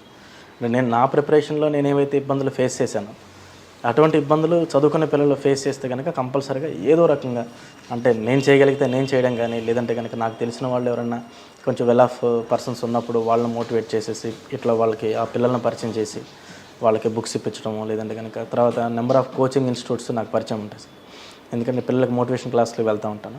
ఇన్స్టిట్యూట్స్ పరిచయం ఉన్నప్పుడు అక్కడికి వెళ్ళినప్పుడు వాళ్ళతో నేను రిక్వెస్ట్ చేసుకొని పేద పిల్లలు ఎవరైతే ఫీజులు కట్టలేని వాళ్ళు ఉంటారో వాళ్ళని కోచింగ్లకు పంపించడం. వాళ్ళు కూడా అంటే నేను పంపించడం గొప్పతనం కాదు కానీ సార్, వాళ్ళు రిసీవ్ చేసుకుంటారు. రిసీవ్ చేసుకొని కంపల్సరీగా సునీల్ సార్ చెప్పారంటే కంపల్సరీగా వీళ్ళు పేదోళ్ళు ఉంటారు, జెన్యూన్ ఉంటారని ఒక నమ్మకం వాళ్ళకు ఉండి చాలామందికి పిల్లలకి అట్లా ఫ్రీగా కోచింగ్లు ఇచ్చారు సార్. ఓకే సార్, కడప తర్వాత అక్కడ నుంచి మళ్ళీ మదర్కి క్యాన్సర్ రావడం వల్ల అక్కడ నుంచి నేను ట్రాన్స్ఫర్ చేయించుకొని ఇక్కడ అనకాపల్లి వచ్చాను సార్. అనకాపల్లి 1.5 year చేశాను. 1 year 5 months దాదాపుగా చేశాను సార్. ఇంకా అక్కడ నుంచి మళ్ళీ వైజాగ్ వచ్చాను. ఓకే, కడపలో వచ్చిన తర్వాత మీకు బాగానే ఉంది మోటివేషన్ అంతా. అనకాపల్లి మీ కెరీర్లో ఒక పెద్ద పడే అవకాశం ఉంటుంది. ఎందుకంటే ఆ ఇష్యూ ఏం జరిగింది అసలు? అది ఒక అన్ఫార్చునేట్ అండ్ అన్ఎక్స్పెక్టెడ్ ఇన్సిడెంట్స్, ఇంకంతే. కానీ వెహికల్ తీసుకోవడం అన్నది, దాంట్లో మీరు రావడం అన్నది కరెక్ట్ అంటారా? లేదు మీకు తెలియకుండా ఇన్స్పెక్టర్ ఇచ్చిన వెహికల్ని మీకు తెలియకుండా కూడా జరగచ్చు కదా? ఇదంతా కూడా ఇంకా అన్ఫార్చునేట్ సార్. ఇది దీని గురించి నేను మాట్లాడదలుచుకోలేదు. ఓకే, కానీ అనకాపల్లిలో రియల్ ఎస్టేట్ వివాదాలు దాంట్లో ఎక్కువగా తలదూర్చారనేది ఒక వార్త ఉంది సార్. ఇప్పుడు ఏంటంటే సార్, మీరే పర్సనల్గా తీసుకొచ్చి వాళ్ళని మాట్లాడేవారని, కొంతమంది రౌడీలు మీరే లాఠీతో కాళ్ళు ఎరగొట్టేవారని. కాళ్ళు ఎరగొట్టడం ఇట్లా ఏం జరగదు సార్. నార్మల్గా ఏంటంటే ఎవరైనా ఇట్లా ఒక ఒరిజినల్ అంటే జెన్యూన్ పిటిషనర్ ఎవరైనా ఉన్నప్పుడు, జెన్యూన్ పిటిషనర్ మా యొక్క భూములు ఆక్రమించుకున్నారనో లేదంటే ఇంకేదన్నా చేశారని చెప్పేసి ఇట్లా మాకు కంప్లైంట్ వచ్చినప్పుడు దాని యొక్క జెన్యూనిటీని వెరిఫై చేసేవాళ్ళం సార్. అంటే పోలీసు పట్టించుకోకపోతే ఇంకా దాదాపుగా చాలా గ్యాప్ వచ్చేస్తుంది సార్ జనాలకి జస్టిస్ జరగడం కోసం. జెన్యూనిటీని వెరిఫై చేసేసేసి అక్కడ ఉన్నటువంటి రెవెన్యూ అఫీషియల్స్తో మాట్లాడి, సార్ వీళ్ళు ఇట్లా పిటిషన్కి వచ్చారు, వీళ్ళ పరిస్థితి ఏంది, అసలు ఏంటి డాక్యుమెంట్స్ ఎవరి పేరు మీద ఉన్నాయి ఏంటి అని చెప్పేసి వాళ్ళతో వెరిఫై చేయించుకొని వెరిఫై చేసినప్పుడు వాళ్ళు ఇచ్చిన డేటాను బట్టి కంపల్సరీగా వాళ్ళు కేసు రిజిస్టర్ చేసేవాళ్ళు సార్. కేసు రిజిస్టర్ చేసేసేసి ఎవరైతే ఇట్లా ఆక్యుపై చేసినా లేదంటే ఎవరైతే ఒరిజినల్ ఓనర్స్ని ఇబ్బంది పెట్టినా కంపల్సరీగా పిలిచి మీరు ఇట్లా చేయడం వల్ల దానివల్ల ఏమవుతాయంటే సార్ ఫర్దర్గా లాండ్ ఆర్డర్ ఇన్సిడెంట్స్ రావడం, ఒకరినొకరు కొట్టుకోవడాలు, దాంట్లో ప్రమాదవశాత్తు చచ్చిపోవడాలు కూడా జరుగుతాయి. దాని గురించి ఏంటంటే ముందుగానే మేము పిలిచి కౌన్సిలింగ్ చేసేసి ఇట్లా ల్యాండ్ గ్రాబింగ్ ఇటువంటివి చేస్తే కనుక కంపల్సరీగా పోలీస్ డిపార్ట్మెంట్ తరఫున లీగల్ యాక్షన్ చాలా స్ట్రిక్ట్గా తీసుకుంటామని చెప్పేవాళ్ళం సార్. కౌన్సిలింగ్ అంటే కర్రతోనే నోటుతోనే? నోటుతోనే సార్, నోటితోనే చెప్పేవాళ్ళం, స్ట్రిక్ట్గా చెప్పేవాళ్ళం. కంపల్సరీగా దానికి సివిల్ మ్యాటర్లో మీకు ఒక ఎస్ఓపి ఉంది ల్యాండ్ డిస్ప్యూట్లో. ఆ ఎస్ఓపి కాకుండా వాళ్ళని కొట్టేవారు? ఎస్ఓపి కాకుండా కొట్టడాలు అనేది ఏం జరగవు సార్. అంటే ఏంటంటే సివిల్ మ్యాటర్లు పట్టించుకోలేదు అంటే పోలీస్ ఎప్పుడైనా సరే ఇట్లా పేదోళ్ళు ల్యాండ్స్ ఎవరైనా ఆక్యుపై చేస్తున్నారని చెప్పేసి వాటిని పట్టించుకొని, మేము పట్టించుకోవడం అంటే ఇప్పుడు మాకు రెవెన్యూ డిపార్ట్మెంటల్ పరంగా మాకు ఎటువంటి రైట్స్ ఉండవు సార్. పట్టించుకోవడం అంటే ఏంటంటే సపోజ్ మీ ల్యాండే ఎవరన్నా కబ్జా చేశారు, మీరు ఇమీడియట్గా రెవెన్యూ వాళ్ళ దగ్గరికి వెళ్ళకుండా పోలీస్ దగ్గరికే వస్తారు సార్. పోలీస్ దగ్గరికి వచ్చినప్పుడు ఇది మా మ్యాటర్ కాదు, సివిల్ మ్యాటర్ అని చెప్పేసి మీ సబ్జెక్ట్ ఏం వినకుండా ఇది జస్ట్ సివిల్ మ్యాటర్ అని చెప్పేసి మేము వదిలేస్తే అక్కడ ఎవరైతే మీ ల్యాండ్ కబ్జా చేస్తారో వాళ్ళకి హ్యాపీ సార్. అది వాడికి హ్యాపీ, ప్లస్ నేనేం చేస్తానంటే కోర్టు వెళ్ళని టైం వద్దని ఎవడో రౌడీ దగ్గరికి వెళ్తా. అది తర్వాత ఏం చేస్తారనేది అది మీకు ఉంటుంది. కానీ మేము ఏం చేస్తామంటే దాన్ని ఆ పిటిషన్ వచ్చినప్పుడు పిటిషనర్ ఎవరైతే మీ రెస్పాండెంట్ ఉంటారో వాళ్ళని కూడా పిలిపించి మాట్లాడినప్పుడు కంపల్సరీగా అక్కడ పిటిషనర్ చెప్తారు సార్. పిటిషనర్ చెప్పి ఇట్లా మా డాక్యుమెంట్స్ ఉన్నాయని చూపిస్తారు. డాక్యుమెంట్స్ ఉన్నాయని చూపిస్తున్నప్పుడు డాక్యుమెంట్స్ వెరిఫికేషన్ కోసం ఎంఆర్ఓకో లేదంటే ఆర్డీఓ వరకు మేము మాట్లాడటం జరుగుతుంది సార్. మాట్లాడటం జరిగినప్పుడు వాళ్ళు ఇచ్చేటటువంటి దాని మీద జెన్యూనిటీని బట్టి వీళ్ళు కంప్లైంట్ ఇస్తే మేము ఎఫ్ఐఆర్ చేస్తాం సార్. ఎఫ్ఐఆర్ చేసి ఎఫ్ఐఆర్ ఎప్పుడైతే పడిందో అప్పుడు ఏంటంటే ఇంతకుముందు హాయిగా కబ్జాలు చేసుకునే వాళ్ళు కానీ ఇంకెవరన్నా ఉన్నవాళ్ళు ఈ పోలీసు వాళ్ళ వల్ల మా యొక్క యాక్టివిటీస్ అన్నీ కూడా ఆగిపోతున్నాయని చెప్పేసి వీళ్ళు సివిల్ మ్యాటర్లో ఇన్వాల్వ్ అవుతున్నారని ఒక బ్రాండ్ వేస్తారు. అంతేగాని సివిల్ మ్యాటర్లు అంటే ప్యూర్ సివిల్ ఇష్యూస్ చేయం సార్ ఎప్పుడు కూడా. ఎవరైనా ఒక ల్యాండ్లోకి ఇంకొక ల్యాండ్లోకి టెస్ట్ పాస్ అయినప్పుడు మాత్రం ఎఫ్ఐఆర్లు వేసే చేస్తాం ఏం చేసినా సార్. ఓకే, కానీ అనకాపల్లి సివిల్ మ్యాటర్లో మీరు ఇన్వాల్వ్ అవ్వలేదు మీరు అంటున్నారు. కానీ సివిల్ మ్యాటర్లో ఇన్వాల్వ్ అవ్వబట్టే కొంతమంది మీ బాధితులందరూ ఒక సంఘంగా ఏర్పడి మీరు ఎక్కడ దొరుకుతారని వాచ్ చేస్తున్నారు. కరెక్ట్గా ఆ టైంలో వాళ్ళకి ఈ పాయింట్ దొరకడంతో వాళ్ళు ఎక్స్పోజ్ చేశారు బాగా అనేది ఒక వాదన ఉంది. వాస్తవం అంటారా? అది నాకు తెలియదు సార్. నేనైతే నా దగ్గరకు వచ్చిన పిటిషనర్ని జెన్యూన్గా ఎంక్వైరీ చేస్తాం. ఏ పిటిషనర్ వచ్చినా సరే జెన్యూన్గా ఎంక్వైరీ చేసి కన్సర్న్ డిపార్ట్మెంట్స్కి లెటర్లు రాస్తాం సార్. కన్సర్న్ డిపార్ట్మెంట్స్కి లెటర్లు రాసి ఆ డిపార్ట్మెంటల్ యొక్క రివ్యూ తీసుకున్న తర్వాత వాళ్ళు కంప్లైంట్ ఇస్తే కేసు కట్టి మాత్రమే దానికి ముందుకెళ్ళేవాళ్ళు. ఇట్లా ఎప్పుడైతే మేము కేసులు రిజిస్టర్ చేయడం స్టార్ట్ చేసామో ఈ ల్యాండ్ గ్రాబర్స్ మీద, అప్పటి నుంచి మేబీ మీరు అనుకున్నది వాళ్ళు ఏమన్నా అట్లా ఫీల్ అయ్యారో నాకైతే తెలియదు. నేను ఎప్పుడు కూడా నా గురించి ఏమనుకుంటున్నారు ఏంటి అనేది నేను ఎప్పుడు అడగలేదు సార్. నాకైతే తెలియదు. మరి మేబీ సొసైటీ మీ చేతులు తన్నులు తిన్న వాళ్ళందరూ కూడా ఒక సంఘంగా ఏర్పడి మీకు జరిగిన సంఘటన దాన్ని ఎక్కువగా లోప్ చేశారనేది అది నాకు తెలియదు సార్. మీ సుపీరియర్తో కూడా ఎక్కువగా మీరు ఘర్షణ పడేవారట కదా? సుపీరియర్తో ఘర్షణ పట్టాలి ఏముండదు సార్. ఎందుకంటే పోలీస్ డిపార్ట్మెంట్లో బాస్ అంటే ఎప్పుడు కూడా రెస్పెక్టే ఉంటుంది సార్. ఒక సుపీరియర్ ఆఫీసర్ ఏదైతే ఇన్స్ట్రక్షన్స్ ఇస్తారో కంపల్సరీగా మా ఆఫీసర్ యొక్క ఇన్స్ట్రక్షన్స్ మేము ఫాలో అయ్యేవాళ్ళం. ఇప్పుడు అక్కడ అన్బరాజన్ సార్ మమ్మల్ని చాలా బాగా చూసుకున్నారు. తర్వాత ఇక్కడ అనకాపల్లి వచ్చాక Krishnarao sir, Krishnarao sir SP గారు ఉన్నప్పుడు ఎస్పీ గారు చాలా బాగా గైడ్ చేసేవాళ్ళు. చాలా ప్రతి విషయాన్ని ఇట్లా ఉంటుంది పోలీసింగ్ అని నేర్పించేవాళ్ళు. తర్వాత విషయం చెప్పినప్పుడు దానికి ఎట్లా చేయాలనేది చాలా బాగుండేది sir. Krishnarao sir, Anbarajan sir, Gautamishali madam కూడా మంచిగానే గైడ్ చేసేవాళ్ళు సార్. అంటే మాకు ఘర్షణలు అయితే ఏం లేవు సార్. సీనియర్ ఆఫీసర్ ఎప్పుడు చెప్పింది అంతే కదా సార్. అది పోలీస్ డిపార్ట్మెంట్లో మస్ట్ అండ్ షుడ్గా senior officer and equal to guard అన్నట్టు అంతే. కానీ అనకాపల్లిలో మీరు లక్షల రూపాయలు సంపాదించారు అన్నది ఒక ఆరోపణ ఉంది. లక్షల రూపాయలు సంపాదించారని ఆరోపణే సార్ అది అంతే. ఇంకా లక్షల రూపాయలు సంపాదించుకొని అంటే మీరు అన్నట్టు ఇందాక ఎవరైతే ఈ ఒక గ్రూప్లో నా మీద ఫామ్ అవ్వవు సార్. ఆ గ్రూప్లో అంతా నాతో ఫ్రెండ్లీగా ఉంటారు. అది కరెక్ట్ కాదు సార్. అనకాపల్లిలో మీకు బాగా మెమరబుల్ కేసు చెప్పండి. అనకాపల్లిలో మెమరబుల్ కేసులు చాలా ఉంటాయి సార్. ఎందుకంటే అనకాపల్లిలో గాంజాయికి ఇది ట్రాన్సిట్ రూట్ కదా సార్. గాంజాయి ముద్దాయిల్ని ఎక్కువ పట్టుకునేవాళ్ళం. తర్వాత అనకాపల్లిలో మంచి మెమరబుల్ ఇన్సిడెంట్స్ ఏంటంటే వరల్డ్ లార్జెస్ట్ గాంజా డిస్ట్రక్షన్ అనేది 2 times చేసాం సార్. ఒకసారి 2 lakhs కేజీస్ ఆఫ్ గాంజా, తర్వాత రెండోది 1.96 lakhs of kgs of ganja. అప్పుడు డీజీ గారు వచ్చారు. డీజీ గారు కూడా వచ్చారు సార్. ఆ రెండు కూడా నా హయాంలోనే నేనున్నప్పుడు అనకాపల్లిలో నా సబ్ డివిజన్లో జరిగాయి సార్. ఇక్కడ అనకాపల్లి నుంచి నర్సీపట్నం దిగుతారా? ఎక్కడ దిగుతారు? మీ పాయింట్ ఎక్కడ, ఎంట్రీ ఎగ్జిట్ పాయింట్ ఎక్కడ ఉంది మీ లిమిట్స్లో? మా లిమిట్స్ ఇప్పుడు నర్సీపట్నం దాటిన తర్వాత రోలుగుంట, రావికమ్మతం ఇవి కూడా అనకాపల్లి లిమిట్స్లో జాయిన్ చేశారు సార్. వాళ్ళు నర్సీపట్నం నుంచి ఒకవైపు దిగుతారు. తర్వాత మాడుగుల రూట్లో పాడేరు నుంచి కిందకి వచ్చే రూట్ ఉంటుంది కదా, అక్కడ అప్పుడు కృష్ణారావు సార్ ఉన్నప్పుడు చెక్ పోస్టులు పెట్టేసి డైలీ కేసులు పట్టుకునే వాళ్ళం. పెద్ద పెద్ద మొత్తాల్లో పట్టుకుని గాంజా మీద చేసిన వర్క్ అనేది చాలా ఎక్కువ సాటిస్ఫాక్షన్ ఇచ్చింది సార్. కానీ అనకాపల్లి రోడ్ యాక్సిడెంట్స్ ఎక్కువ ఉంటాయి కదా? అనకాపల్లి రోడ్ యాక్సిడెంట్స్ నేనున్నప్పుడు రోడ్ యాక్సిడెంట్స్ అయ్యాయి సార్. ఎందుకంటే అప్పుడు నేనున్నప్పుడు హైవే కన్స్ట్రక్షన్ జరుగుతుంది సార్. కన్స్ట్రక్షన్ జరగడం వల్ల కొంచెం యాక్సిడెంట్స్ జరిగేవి. ఇప్పుడు హైవే కూడా ఏంటంటే అక్కడ కొన్ని చోట్ల సర్వీస్ రోడ్డు ఫెసిలిటీ లేకపోవడం అనేది రోడ్ యాక్సిడెంట్కి, తర్వాత హైవేకి ఆనుకొని ఎక్కువ ఉంటాయి సార్, విలేజెస్ ఎక్కువ ఉంటాయి. దానివల్ల అంటే వాళ్ళు అవగాహన కల్పించారా? అవేర్నెస్ మీటింగ్లు ఎప్పుడు పెడతా ఉండేవాళ్ళం. తర్వాత ఎప్పుడు ఈవినింగ్ విజిబుల్ పోలీసింగ్లో కూడా విలేజెస్కి వెళ్ళి తర్వాత మహిళా పోలీసులు అందరికి కూడా చెప్పేసి వాళ్ళని కూడా అవేర్నెస్ ఇవ్వమని చెప్పేసి అక్కడ వాళ్ళ విలేజెస్లో అందరికి పెద్ద మనుషులు వచ్చిన ప్రతిసారి కూడా మస్ట్ అండ్ షుడ్గా చెప్పేవాళ్ళం. ఎవరన్నా కేసుల గురించి వచ్చినప్పుడు యాక్సిడెంట్ అయినటువంటి ఈ ఇన్సిడెంట్ సీసీ కెమెరా ఫుటేజెస్ కూడా చూపించేవాళ్ళు. ఇట్లా అవుతున్నాయండి చెప్పండి మీ విలేజెస్లో, మేము కూడా చెప్తున్నాం అని చెప్పేసి అవేర్నెస్ బాగా ఇచ్చాం. ఓకే సార్, అనకాపల్లిలో పొలిటికల్ ఒత్తిడి బాగా ఉంటుందని అక్కడ ఉన్న నా ఎమ్మెల్యే అవ్వచ్చు, మినిస్టర్ అవ్వచ్చు, ఏదో రకంగా పోలీస్ మీద ఒత్తిడి ఉంటుందండి చాలామంది అంటుంటారు.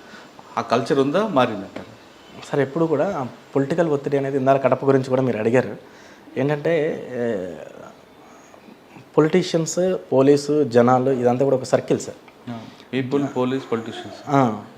ఎందుకంటే జనాలకి ఏదైనా ఇబ్బంది వచ్చిందంటే ఎక్కువ మంది పొలిటీషియన్స్ అనేవాళ్ళు కొంచెం దగ్గరగా అప్రోచబుల్గా ఉంటారు కాబట్టి పోలీస్ దగ్గరికి కొంతమంది వస్తారు. పోలీస్ దగ్గరికి రాని వాళ్ళు కానీ పొలిటీషియన్స్ పరిచయం ఉన్న వాళ్ళు పొలిటీషియన్స్ దగ్గరికి వెళ్తారు. వెళ్ళినప్పుడు వాళ్ళు కంపల్సరీగా సార్ ఇట్లా జరిగిందంట, ఒకసారి ఇష్యూ చూడండి సార్ అని చెప్పేసి మాకు ఫోన్లు చేస్తారు. ఫోన్ చేసినంత మాత్రాన అది ఒత్తిడి అని అనుకోలేము సార్. ఎందుకంటే వాళ్ళు పబ్లిక్ రిప్రజెంటేటివ్స్ కాబట్టి పబ్లిక్ ఏదైనా వాళ్ళ దగ్గరికి గ్రీవెన్స్ తీసుకెళ్ళినప్పుడు కంపల్సరీగా కన్సర్న్ డిపార్ట్మెంట్ వాళ్ళకి ఎవరికైనా వాళ్ళు ఫోన్ చేస్తారు. అట్లనే మాకు ఫోన్ చేసి సార్ ఇట్లా జరిగిందంట చూడండి అని చెప్పేవాళ్ళు కానీ ఒత్తిడి చేసేవాళ్ళు. అంటే అంతవరకు బాగానే ఉంది, కానీ పేకాడ క్లబ్బుల మీద దాడులు జరిగినప్పుడు మా వాళ్ళు ఉన్నారు విడిచిపెట్టండి అనే ఫోన్లు కూడా చేసేవాడు కదా. మంత్రి గారు కాదు, మంత్రి గారు అనుచరులు. అంటే ఎవరైనా సరే ఇట్లా నార్మల్గా ఫోన్లు వస్తాయి సార్. ఫోన్లు వచ్చినంత మాత్రాన మనం దాన్ని ఆ ఫోన్ని గ్రాంటెడ్గా తీసుకొని వాళ్ళు చెప్పింది చేయం. పోలీస్ ఏంటంటే ఎవరైనా అడుగుతారు. ఇప్పుడు సపోజ్ బైక్ మీద వెళ్తుంటే హెల్మెట్ పెట్టుకోకుండా పోతున్నప్పుడు ఎవరైనా మనం పట్టుకుంటే ఆ పర్సన్ కూడా రిక్వెస్ట్ చేస్తాడు. అంటే మరి పబ్లిక్ నుంచి ఒత్తిడి ఉందని చెప్పేసి అనుకోవాలా? కాదు కదా సార్. అనకాపల్లి ఇంకొక క్రైమ్ ఉంటుందంటే బల్లాట అంటారు, దాని మీద మీ ఫోకస్ ఏం చేస్తారు? బల్లాట సార్ మ్యాక్సిమం మేము ఉన్నప్పుడు బల్లాటలో అంటే గౌతమిశాలి మేడం గారు అయినా సరే, కృష్ణారావు గారు అయినా సరే, ఈ అనకాపల్లిలో ఏవైతే సాంస్కృతిక కార్యక్రమాలు జరుగుతూ ఉంటాయో ఈ సాంస్కృతిక కార్యక్రమాలు జరిగినప్పుడు పాతకాలంలో బల్లాటలు జరిగాయి సార్.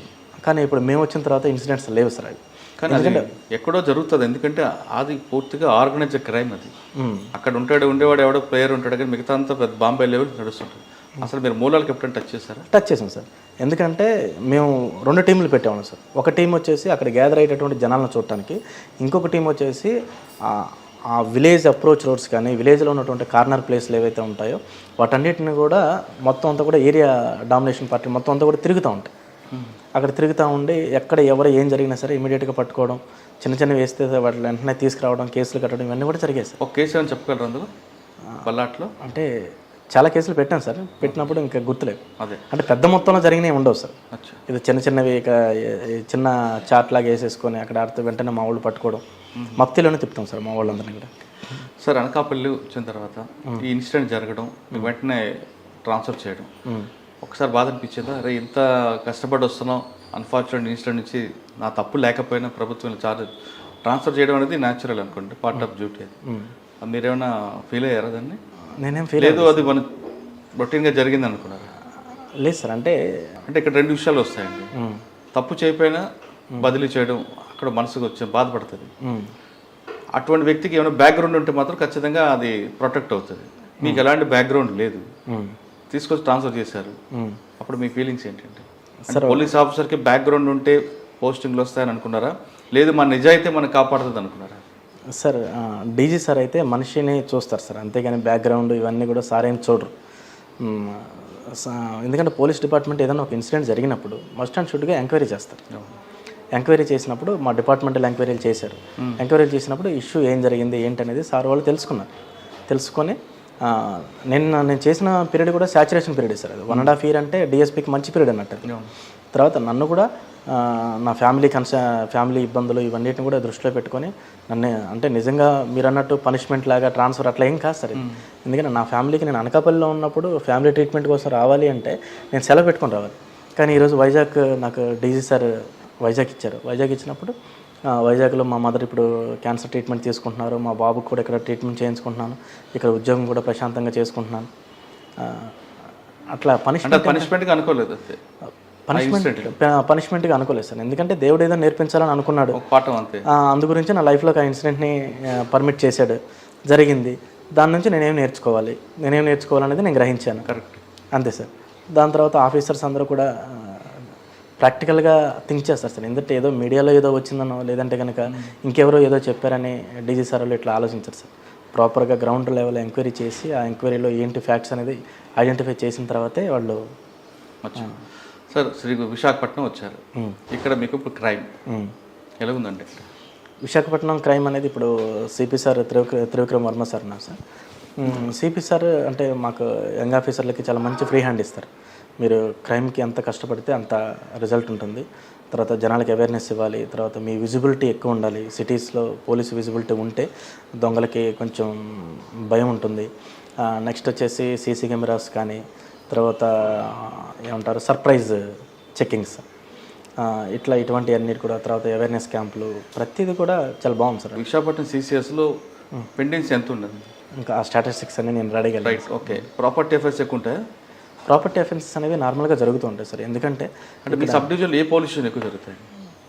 ప్రాపర్టీ అఫెన్సెస్ అనేవి ఇప్పుడు గాజువాక లిమిట్స్లో కొంచెం జరుగుతూ ఉంటాయి. ఎందుకంటే అక్కడ ఈ స్క్రాప్కి సంబంధించినటువంటి స్టీల్ ప్లాంట్, తర్వాత ఈ హార్బర్ ఇటువంటివన్నీ ఉండడం వల్ల, తర్వాత ఆటో నగర్ ఒకటి ఉండటం, అక్కడ వేస్ట్ మెటీరియల్ ఉండటం, ఈ స్క్రాప్ చిన్న చిన్న స్క్రాప్ దొంగతనం జరుగుతాయి. మేజర్ ఇష్యూస్ అనేవి లేవు సార్. ఎందుకంటే పోలీస్ చాలా యాక్టివ్గా ఉన్నారు.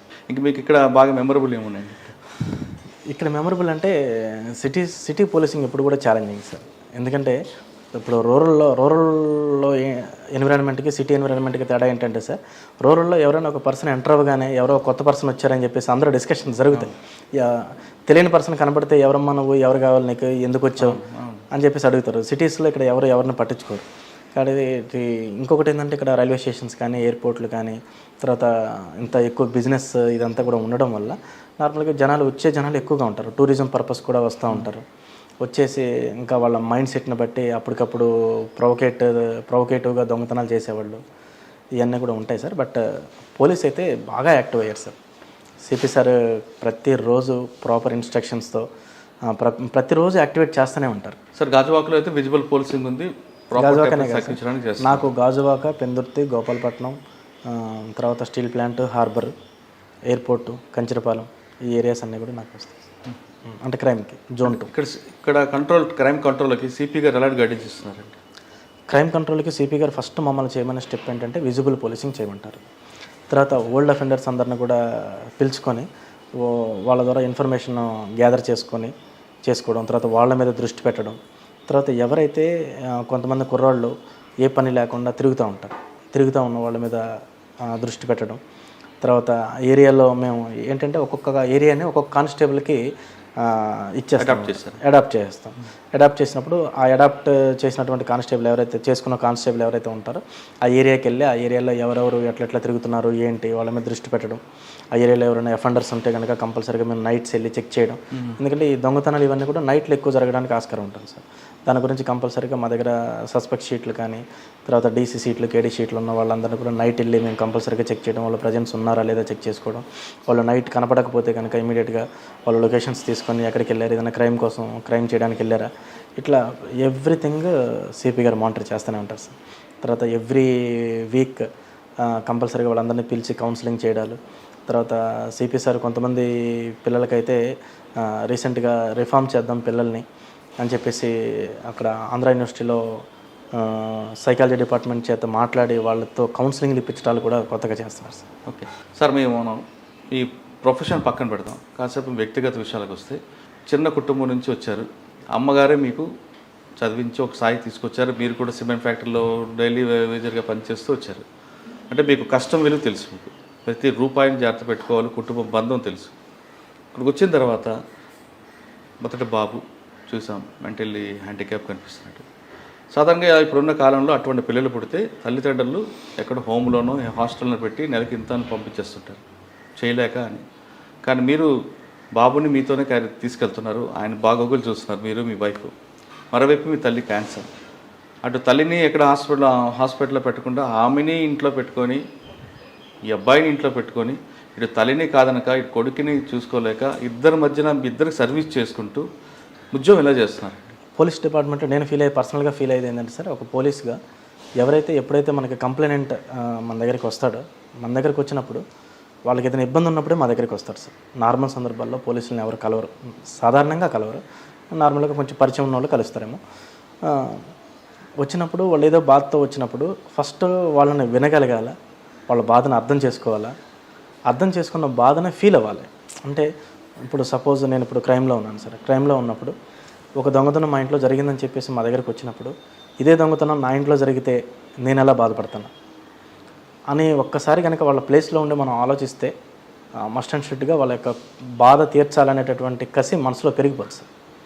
మేబీ అది నాకు మా అబ్బాయి ద్వారా మా అమ్మ ద్వారా కానీ ఇటువంటి స్ట్రగుల్స్ ఫేస్ చేయడం వల్ల వచ్చింది. నేను హ్యాపీగా ఫీల్ అవుతాను సార్. ఎందుకంటే మా అబ్బాయిని చూసినప్పుడు కొన్నిసార్లు ట్రై చేస్తూ ఉంటాం. నేను మా వైఫ్ కళ్ళు మూసుకొని ఒక 10 నిమిషాలు నడిస్తే ఎట్లా ఉంటుంది, కళ్ళు మూసుకొని ఒక 10 నిమిషాలు ఉంటే ఎలా ఉంటుంది అనే అది చూసినప్పుడు చాలా బాధ అనిపించింది. అంటే మేము 10 నిమిషాలు కూడా కళ్ళు మూసుకొని సర్వైవ్ అవ్వలేకపోతున్నాం, కానీ బాబుకి కళ్ళు లేకుండా ఎట్లా సర్వైవ్ అవుతున్నాడు. కాబట్టి అంటే ఈ బాబుకి మన కేర్ చాలా అవసరం. ఎందుకంటే స్పెషల్లీ నీడెడ్ పీపుల్ ఎవరైతే ఉంటారో పేరెంట్స్ అనేది నార్మల్ చిల్డ్రన్ కన్నా ఇట్లా స్పెషల్లీ ఏబుల్డ్ ఎవరైతే ఉన్నారో వాళ్ళకే ఎక్కువ అవసరం సార్. ఎందుకంటే నార్మల్ చిల్డ్రన్స్ వదిలేసినా వాళ్ళు ఏదో రకంగా బతుకుతారు, కానీ ఇటువంటి పిల్లలకి ఇప్పుడు మా బాబే ఉన్నాడు, మేము వదిలేస్తే తన ఫుడ్ తినలేడు, మేము వదిలేస్తే తన నార్మల్గా కాలకృత్యాలకు కూడా వెళ్ళలేడు, మేము వదిలేస్తే తను అసలు మా అమ్మ వాయిస్ మా నాన్న వాయిస్ వినపడట్లేదేంటి, ఆ ప్రేమ కనీసం కళ్ళు లేకపోయినా ఆ చెవులకైనా ఆ ఎఫెక్షన్ అనేది టచ్ అవ్వాలని చెప్పేసి మేము ఆలోచిస్తూ ఉంటాం. ఆలోచించినప్పుడు అట్లా ఇప్పుడు తనకి 11th ఇయర్స్ ఆ బాబుకి 11 ఇయర్స్ నుంచి కూడా అంటే చాలా ప్రేమగా చూసుకుంటాం. ఎందుకంటే మా బాబు మాకే కష్టం అయిపోతే ఇంకెవరు ఆ బాబుని రిసీవ్ చేసుకోగలరు. తర్వాత ఇంకొకటి మా వల్ల భూమి మీదకి వచ్చిన అబ్బాయి, మేము తీసుకొచ్చిన అబ్బాయి, అటువంటి అబ్బాయిని మేమే ఎట్లా వదిలేయాలి, అది నా బాధ్యత. హీఈస్ మై సన్ అంతే. విశాఖపట్నం ఏసీపీ సునీల్ కుమార్ గారు భార్య ప్రస్తుతం అంతా జాయిన్ అయ్యారు. ఆమెను అడిగి వాళ్ళిద్దరి మధ్యన ప్రేమ ఎలా పుట్టింది, తర్వాత జరిగిన పరిణామాలు, ఒక తల్లిగా కొడుకు పట్ల చేస్తున్న సేవ ఏంటో ఆమె అడిగి తెలుసుకున్నాం. నమస్తే అమ్మ. నమస్తే అండి. కింద స్థాయి నుంచి వచ్చారు ఆయన, మీ ఊరే తెలిసి ఉండొచ్చు. కింద నుంచి కష్టపడి ఈ స్థాయికి వచ్చారు. మధ్యలోనే మీ ఇద్దరి మధ్యన ప్రేమ, మీరు ముందు ఆయన చెప్పారా లేదు మీరు చెప్పారా, మీ ఇద్దరి మధ్య పరిచయం ఎక్కడ ఏర్పడింది? ప్రపోజ్ చేయడం అంటే ఏమీ లేదు సార్. నార్మల్గా సారు మా తమ్ముడు 8th క్లాస్ నాగార్జున స్కూల్ అని అక్కడ ఒక ప్రైవేట్ స్కూల్లో చదివేవాడు. తమ్ముడిని ఒకరోజు సార్ కొట్టారు. సార్ అక్కడ పార్ట్ టైంకి జాబ్ చేస్తుండేవాడు. అయితే తమ్ముడు స్కూల్కి వెళ్ళను అని చెప్పేసి మారం చేసి ఇంటి దగ్గర ఉన్నాడు సార్. అప్పుడు నేను ఇంటర్మీడియట్ జాయిన్ అయ్యాను అక్కడ జగ్గిపేట. అయితే ఎవరు కొట్టింది అనేసి నేను అడుగుతాను అని చెప్పేసి స్కూల్ దగ్గరకు వచ్చాను సార్. వస్తే స్కూల్ దగ్గర క్లోజ్ అయిపోయింది లంచ్ అవర్. స్కూల్ క్లోజ్ చేశారు, గేట్లన్నీ లాక్ చేసేసారు. ఇంకా లంచ్ టైం 2 ఎంతో అయింది సార్. అప్పుడు ఇంకా నేను తమ్ముడు వెళ్ళను అంటుంటే ఎగ్జామ్స్ ఉన్నాయి తమ్ముడికి, జస్ట్ ఒకసారి కనుక్కుందా నేను చెబుతాను రాని వస్తే అప్పుడు సారు బైసికల్ మీద వస్తున్నారు. నేను ఎవరో స్టూడెంట్ అనుకొని ఇక్కడ సునీల్ సార్ అంటే ఎవరండి అని అడిగాను. ఏమో నాకు తెలీదు అన్నారు. అంటే ఇంకా ఎవరు ఒకసారి తమ్ముడు భయపడిపోతున్నారు, 2-3 డేస్ నుంచి ఇంకా స్కూల్కి వెళ్ళట్లేదు అనేసి ఇంకా ఒకసారి నేను వెళ్ళేసి అడుగుతాను అని చెప్పేసి వెళ్ళాను. వెళ్ళగానే సారు మళ్ళీ లోన కనిపించారు నాకు ఆఫీస్ రూమ్ దగ్గర. సార్ బాబు ఇక్కడ సునీల్ సార్ అంటే ఎవరమ్మా అని అడిగాను. అంటే ఇంకా సారు పైన ఉన్నారు క్లాస్ రూమ్లో అని చెప్పారు. అవునా అని చెప్పేసి క్లాస్ రూమ్లోకి వెళ్ళాను డైరెక్ట్గా. సార్ అప్పుడు వాళ్ళకి టీచ్ చేస్తూ ఉన్నారు, సబ్జెక్ట్ ఏదో ఎక్స్ప్లెయిన్ చేస్తుంటే నేను అక్కడికి వెళ్ళేసి పిల్లలు, నాకు తెలిసిన పిల్లలు చాలామంది ఉన్నారు అక్కడ. అక్క గోపి వాళ్ళ తమ్ముడు వచ్చారు సార్, గోపి వాళ్ళ అక్క వచ్చారని చెప్పేసి వాళ్ళు పిలుస్తున్నారు. జస్ట్ పిలుస్తుంటే సార్ ఉన్నారు అక్కడ. మీరెవరు అంటే సునీల్ సార్ మేడం అని చెప్పేసి వాళ్ళు అన్నారు. అక్క సునీల్ సారే తను అంటే అవునా అనేసి ఇంక నేను కోపంగా, ఎందుకండి బాబుని అలా కొట్టారు, ఏదైనా ప్రాబ్లం ఉంటే చెప్పాలి కదా, కోతలు పడిపోయినాయి అని చెప్పేసి అన్నారు.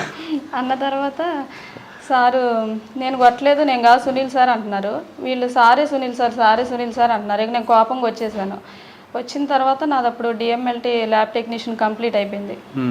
కంప్లీట్ అయిపోతే నేను దానికి సంబంధించి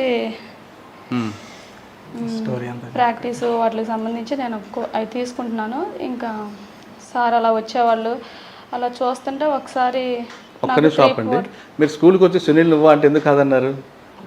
అంటే నేను అప్పుడు స్కూల్లో టీచర్ సార్. టీచర్ అయితే తను వచ్చేసి ఏ బాబు సునీల్ సార్ ఎవరని చెప్పేసి అడిగింది. అంటే నేను టీచర్ ఏంటి, నేను బాబు అంటే నన్ను కూడా స్టూడెంట్ అనుకుందని సార్ పైన ఉన్నారని చెప్పి అప్పటి నుంచి ఇంకా 2-3 టైమ్స్ సార్ నాకు కనిపిస్తూ ఉండేవాళ్ళు, ఫాలో అయినట్లుగా అట్లా అనిపించారు. కాకపోతే నేను అబ్జర్వేషన్ చేసినప్పుడు ఫాలో అవుతున్నట్టు అనిపించారు, కాకపోతే నేను పట్టించుకోకుండా వెళ్ళిపోయేదాన్ని. ఒక 2-3 టైమ్స్ నేను స్కూల్కి వెళ్ళే బస్సులో కూడా, కాలేజ్కి వెళ్ళే బస్సులో కూడా కనిపించారు. మా క్లాస్మేట్స్ వీళ్ళందరూ ఫ్రెండ్స్ లాగా ఉండేవాళ్ళు కాబట్టి అలా వస్తున్నారేమో, ఎవరు అనే పర్సన్ నాకు తెలియదు అసలు ఏ ఊరు ఎక్కడ అనేసి. ఒకసారి ఇంకా అలా ఫాలో అవ్వకుండా సార్కు తెలిసిన ఫ్రెండ్ ద్వారా మా పేరెంట్స్కి చెప్పించారు, ఇలా నేను అమ్మాయిని మ్యారేజ్ చేసుకోవాలనుకుంటున్నాను అనేసి. తనంటే అమ్మ వాళ్ళని అడగమనండి, అమ్మ వాళ్ళకి ఇష్టమైతే మాకు ఓకే అని చెప్పేసి అన్నాను. ఇంకా డాడీకి మమ్మీకి చెప్పేశాము. మధ్యలో మీకు ఎప్పుడు చెప్పలేదా నేను ప్రేమిస్తున్నానని? ఆ అమ్మాయితో ఒకసారి చెప్పించారు, అయితే మా పేరెంట్స్కే చెప్పమానండి డైరెక్ట్గా అనేసి అన్నాను. అంటే మీరు మా అభిప్రాయం లేకుండా డైరెక్ట్గా మీరు వాళ్ళ పేరెంట్స్కి వెళ్ళిపోయారా? పేరెంట్స్కి ఇష్టమైతే నాకు ఇష్టమే అని చెప్పేశాను. కానీ పెళ్ళికి ముందు దగ్గర మాట్లాడుకోవడం కలుసుకోవడం లేవు పెద్దగా లేదు. సినిమా చూపించినట్లుగా సైకిల్ మీద మీరు వెళ్ళడం, సైకిల్ మీద వచ్చేవాళ్ళు రోజు ఇది జైన్ సినిమా లాగా. నేను కాలేజ్ నుంచి బస్ స్టాండ్కి వెళ్తుంటే అలా కనిపిస్తూ ఉండేవాళ్ళు, మెరుపు తీగల వెళ్ళిపోతుండేవా? వెనక ఫాలో అవ్వటం అలా వచ్చేవాళ్ళు. కానీ మీరు ఆయన ఫాలో అవుతారని కనిపెట్టారు, మీ ఫ్రెండ్ ద్వారా ప్రపోజల్ పంపించారు, మీరు ఎందుకు ఆయన్ని యాక్సెప్ట్ చేశారు? యాక్సెప్ట్ చేయటం అంటే తను బ్యాడ్ పర్సన్. తను ఏం చెప్పిందంటే అన్న చాలా, తనకి సార్ సీనియర్ అండి, అయితే అన్న చాలా గుడ్ పర్సన్, తనకు ఫాదర్ లేరు, చాలా కష్టాలు పడ్డారు, చాలా పూర్ ఫ్యామిలీ, చాలా ఇబ్బందులు పడిపోయి వచ్చారు. అన్న బ్యాడ్ పర్సన్ అయితే కాదు అక్క, ఇలా ఒక అబ్బాయి ఇలా కంటిన్యూగా ఇలా నా వెంట తిరుగుతూ ఉన్నాడు, సైకిల్ వేసుకొని బస్ స్టాండ్ దగ్గరకు అలా వస్తున్నాడు, డిస్టర్బెన్స్ ఉందక్క. ఆర్టీసీ డ్రైవర్ అంటే డాడీ స్టాఫ్ మొత్తం ఉంటారు అక్కడ, నేను అందరికీ తెలుసు మ్యాక్సిమం బస్ స్టాండ్లో, నాకు అలా ఇష్టం లేదు, ఒకసారి చెప్పక్క అన్నాను. అబ్బాయి అయితే మంచోడ్రా, అలా చేయడు అసలు, ఒకసారి నేను చెప్తాను అన్నది. తను చెప్పిన తర్వాత సార్ ఇంకెప్పుడు అటు వచ్చినట్టు అడుగు అనిపించలేదు. తర్వాత డైరెక్ట్ మ్యాచ్ ఫిక్సింగ్కి వచ్చేసారు. అదే మా తమ్ముడికి కొట్టాడని కోపంతో వెళ్ళావు, ఆయన పట్టుకు వాయించాల్సింది పోయి నువ్వు ఆయన ప్రేమలో పడ్డావేంటి? సరే, మీ ఇద్దరికి కుటుంబాలు రెండు కలిపి పెళ్లి చేసుకున్నారు. పెళ్లి చేసుకున్న తర్వాత తొలి సంతానం చూడగానే ప్రతి తల్లికి చాలా ఆనందం ఉంటుంది. ముందు వాడితో అమ్మాని పిలిపించుకోవాలని ఉంటుంది, వాడిని చూడాలని ఉంటుంది, వాడికి నువ్వు కనబడాలని వాడికి ఉంటుంది. ఈ తల్లి కొడుకుల బంధం అనేది దాన్ని ఎవరూ చెరపలేము, కాదనలేము కూడా. మరి నీకు ఆ బాబుని చూడగానే అనిపించింది, ఒక్కసారి కూడా అమ్మాని పిలిపోతే ఏమనిపించింది?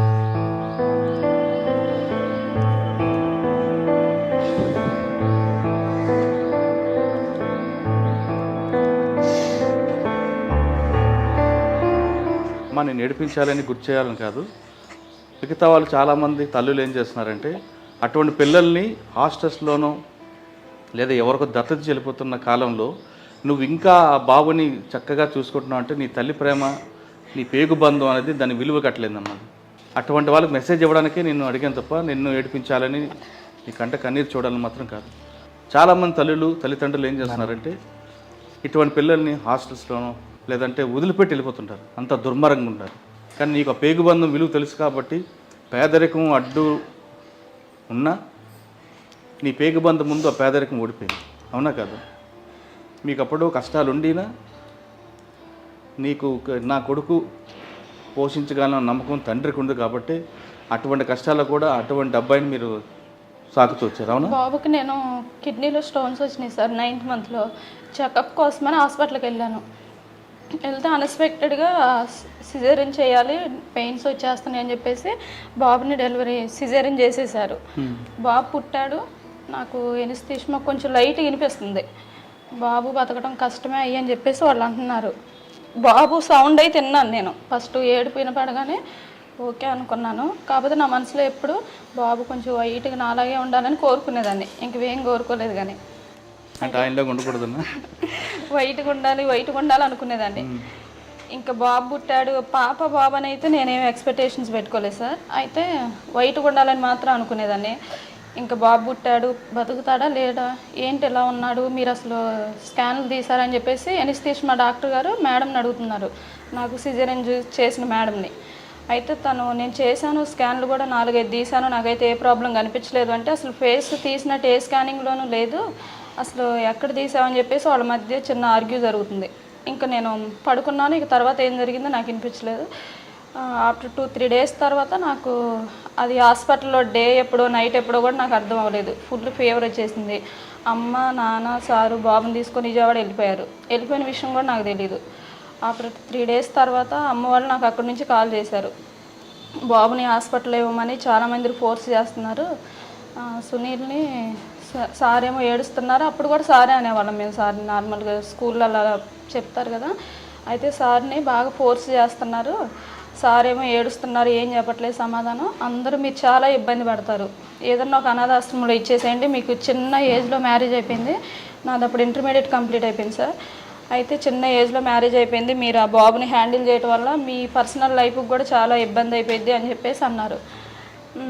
సీక్రెట్గా చేశారు నాకు అమ్మ నాని ఫోను, ఇలా ఇవ్వాలంటున్నారు, బాగా ఫోర్స్ చేస్తున్నారు అంటే నేను చెప్పాను.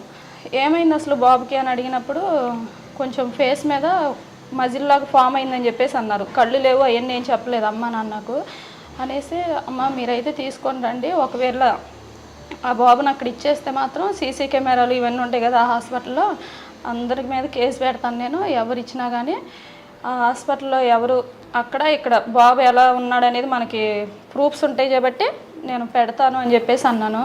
అలా ఏమంటలేదు, సార్ అయితే ఏడుస్తున్నారు, అన్నం కానీ వాటర్ ఇంతవరకు 3 days అయినా ఏం తాగట్లేదు అని చెప్పేసి అమ్మ అన్నారు. తీసుకొని వచ్చేసారు ఇంటికి. తీసుకొని రాగానే ఫస్ట్ టైం హాస్పిటల్కి తీసుకొని వచ్చారు. నేను బెడ్ మీద ఉంటే నా పక్కన పడుకోబెట్టారు. అసలు ఏంటి ఏం అర్థం కాలేదు నాకు, ఫేస్ ఎక్కడ ఉంది ఏంటి, ఇట్లా పడుకోబెట్టారు. తీసుకొచ్చి చెయ్యి చూశాను, బాగా ప్యూర్ వైట్గా ఉంది. అబ్బాయి ఇంత వైట్గా ఉన్నాడని హ్యాపీ ఫీల్ అయ్యే లోపల ఫేస్ చూశాను. చూడగానే బ్లైండ్ అనేది ఉన్నా కానీ లైవ్లో చూసింది బాబుని ఫస్ట్ టైం. బ్లైండ్ అంటే ఇలా ఉంటారు, అసలు కళ్ళు కనిపించట్లేదు ఏందని చూశాను. ఐ ఫార్మేషన్ లేదన్నారు.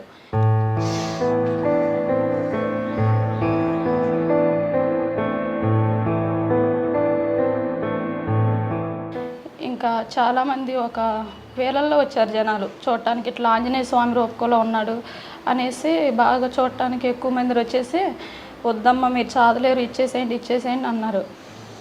ఇంకా సార్ని రూమ్లో పిలిచి అడిగాను, మీకు బాబు కావాలా వద్దా అని అడిగాను. వీళ్ళ ఫ్రెండ్స్ చాలామంది ఫోర్స్ చేస్తున్నారు, వద్దురా నీకు నువ్వు అసలు హ్యాండిల్ చేయలేవు ఆ పిల్లోడిని, అనాథాశ్రమాలు ఉన్నది ఎందుకు అలాంటి పిల్లలకే కోసం, అలాంటి పిల్లల కోసమే కదా, చాలామంది రిచ్ పీపుల్సే ఇస్తున్నారు, వాడి పొజిషన్లో ఉండి ఎలా హ్యాండిల్ చేయగలుగుతారు బాబుని, నువ్వు కూడా హ్యాండిల్ చేయలేవు, మీకు చాలా ఇబ్బంది అయిపోయింది అని చెప్పేసి అన్నారు. సరే ఏ ఇబ్బంది అయినా నేను హ్యాండిల్ చేస్తాను, సునీల్ వద్దు అని ఒక మాట చెప్తే చాలు, బాబుని తీసుకొని మా ఇంటికి వెళ్ళిపోతాను అంతే, ఇంకా నేను ఎవరు చెప్పినా కానీ నాకు అవసరం లేదు అని చెప్పేసి సార్ని పిలిచి అడిగాను. అడిగితే సారు ఏడ్చారు, నీకు కావాలా వద్దా అని చెప్పేసి అడిగితే నీకు అని అడిగారు. నాకైతే కావాలి, మీకు వద్దంటే మీరు చెప్పండి, అందరు నన్ను ప్రెజర్ పెడుతున్నారు బాగా వద్దు వద్దు అనేసి, ప్రతి ఒక్కళ్ళు హాస్పిటల్లో వచ్చి అదే వాళ్ళు ఏంటంటే నా మంచి కోసం వాళ్ళు ఆలోచిస్తున్నారు. నేను అన్నాక అనాథాశ్రమంలో ఎవరు చేస్తారు ఆ బాబుని అని అడిగాను. సిస్టర్స్ అన్నారు. వాళ్ళు ఎవరు ఆ సిస్టర్స్ డబ్బులు తీసుకొని ఒక కళ్ళు లేని పిల్లోడిని వాళ్ళే అలా జాతుంటే కన్న తల్లిని నేను జాదుకోలేనా అని చెప్పేసి నేను అన్నాను సార్. అన్న తర్వాత ఇంకా ఒక 1 week 10 days 2 months దాకా బాగా ప్రెజర్ చేశారు. ఇంకా నేను మాట్లాడటం మానేశాను జనాలతో. ఇంకా ఏదేమైనా కానీ నా బాబుని నా వైపుని నేను చూసుకుంటా అని చెప్పేసి సార్ ఇంకా ఈ టాపిక్ ఎవరు తేవద్దని చెప్పి డిశ్చార్జ్ రోజు సార్ గట్టిగా చెప్పేశారు రిలేటివ్స్ అందరికీ. చెప్పేసి ఇంకా బాబుని తీసుకొని వెళ్ళిపోయాం. వెళ్ళిపోగానే ఊర్లో ఇంటికి అందరూ వచ్చేస్తున్నారు ఇంకా బాబుని చూడటానికి. ఇలా కళ్ళు లేవు, అసలు అబ్బాయి ఈ అమ్మాయిని ఉంచుకుంటాడా వదిలేస్తాడా అన్నట్టుగా ఒక విధంగా చూడటం, అంత డిఫరెంట్గా. ఇక వాళ్ళు అసలే పేదవాళ్ళు, వాళ్ళకి తినడానికి కూడా కొంచెం కష్టంగా ఉంది. ఇందులోని ఈ మ్యారేజ్ చేసుకొని ఈ సంబంధం ఇవ్వటం కూడా చాలామందికి ఇష్టం లేదు. ఆర్టీసీ డ్రైవర్ అయ్యి ఉండి ఇంత ఇలాంటి సంబంధం ఎందుకు ఇస్తున్నారు అన్నట్టుగా జనాలు కొంచెం థింకింగ్ అలా. ఇక తర్వాత అయితే నేను గట్టిగా చెప్పాను, సార్ నా బాబు నా ఇష్టం, నేను చదువుకుంటాను, ఎవరు వద్దన్నా కానీ సార్కి కూడా చెప్పేశాను, మీకు వద్దన్నా చెప్పండి నేను ఒక్కదాన్ని చూసుకుంటాను అన్నాను. సారే ఇంకా అప్పటి నుంచి అలాగా అన్ని జాగ్రత్తగా చూసుకుంటూ వస్తున్నావు. కానీ అప్పుడప్పుడు అనిపించేదా ఆడిని చూడాలి, ఆడమ్మ అని పిల్లాలి అని? కరెంటు పోయినప్పుడు తప్ప ఆ ఫీలింగ్ నాకు ఎప్పుడు అనిపించదు సార్. కరెంటు పోయినప్పుడే నాకు రాహుల్ ఎంత బాధపడుతున్నాడా అనిపించింది. అది సడన్గా మనం నైట్ 8-9 o'clock అప్పుడు ఏదైనా మూవీస్ వస్తున్నా కానీ ఇలా ఉంటే రాహుల్ కూడా బ్రైట్గా ఇంట్లో అలా తిరుగుతుంటే రాహుల్ కూడా మనతో ఈక్వల్గా అనిపిస్తాడు బాబు. కాకపోతే కరెంటు పోయినప్పుడు నాకు అప్పుడు ఆ ఫీలింగ్ కలిగిద్ది. 24 అవర్స్ ఇదే ఫీలింగ్లో ఉంటాడు. అసలు ఏం కనిపించదు, కలర్స్ కనిపించదు. అప్పటి నుంచి దేవుడిని నమ్మటం కూడా మానేశాను. ఎందుకు? నా బిడ్డే నాకు దేవుడు అనేసి. ఏ పాపం తెలీదు, తప్పు తెలీదు, అబద్ధం చెప్పడు, ఆశపడడు, అసలు ఎలాంటి బ్యాడ్ ఒపీనియన్స్ ఉండవు. కనిపించిన దేవుడికి పూజలు చేయటం కంటే నా కొడుకే నేను ఎక్కడికి వెళ్ళినా కానీ కాళ్ళకి నమస్కారం చేసుకొని వెళ్తా సార్ బాబుకి. అది సక్సెస్ అయిపోయింది. నెల పొడుపు రోజు కూడా నేను అప్పుడు దేవుడి ముఖం చూసేవాడిని. నేను ఎక్కువ శివ భక్తురాలు సార్. అమ్మ వాళ్ళు హిందూస్, సార్ వాళ్ళు కొంచెం క్రిస్టియన్స్. అట్లా ఇక బాబు మీద ఆ ప్రేమ వల్ల ఏ మతాన్ని నమ్మట్లేదు, అన్ని మతాలు ఈక్వల్గా పూజించేదాన్ని.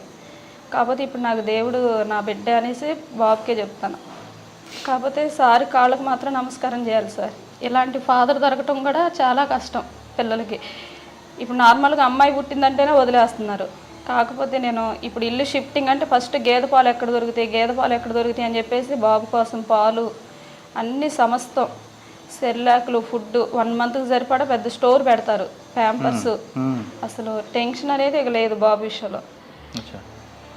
కాదమ్మా, ఇప్పుడు మిమ్మల్ని దగ్గరకు వస్తే గుర్తుపడతాడా లేదంటే?